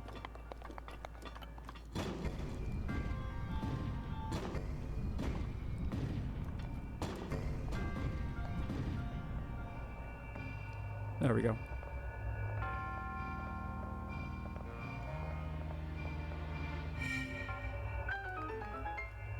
I just want to be on this so we don't have to wait for it to come back.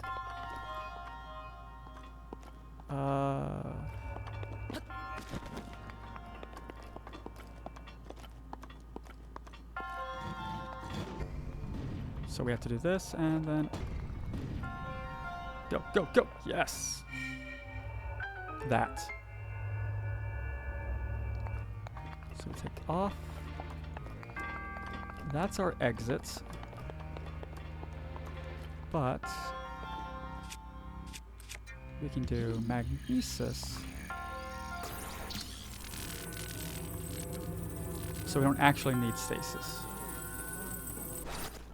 We can take this and put it on that switch.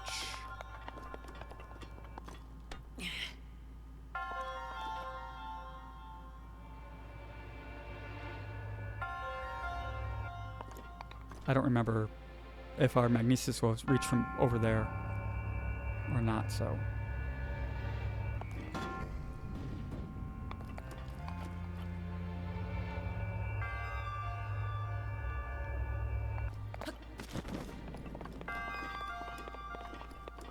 What do we get? Hey, the bandana! Yay! It may look like a regular bandana, but it's actually infused with ancient technology that enhances core strength to improve your climbing ability. Hiya! So you can have pants, a shirt, and a hat. Anything more than that is not allowed.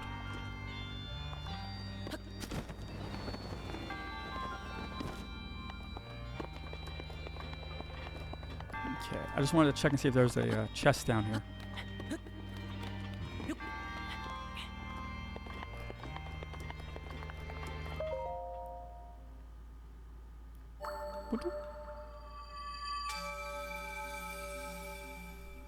What do we got? Oh, he's making it float. Well done. Yeah. 2 down, 2 more to go.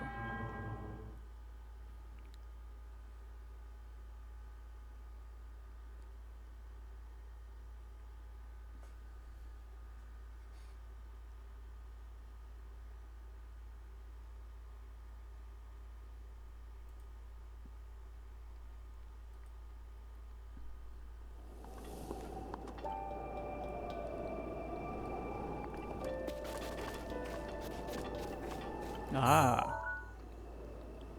It's a Staphos? Lizard Staphos, something like that? They're pains in the ass, but they can be dealt with. And with that, I think we'll leave it off for this episode. Thanks for watching. And I'll see you next time when we... well, we want to get over here. There's a... I want to say right here is a stable or shrine. And we also want to come get this when we can. That's another stable. The stables are important because it lets you get horses, and they have rumors, and it's a place to sell and buy stuff. But I think we'll head over here first. I want to say it's like right there, but we'll figure it out next time. Thanks for watching, and I will see you next time. Till then, bye-bye.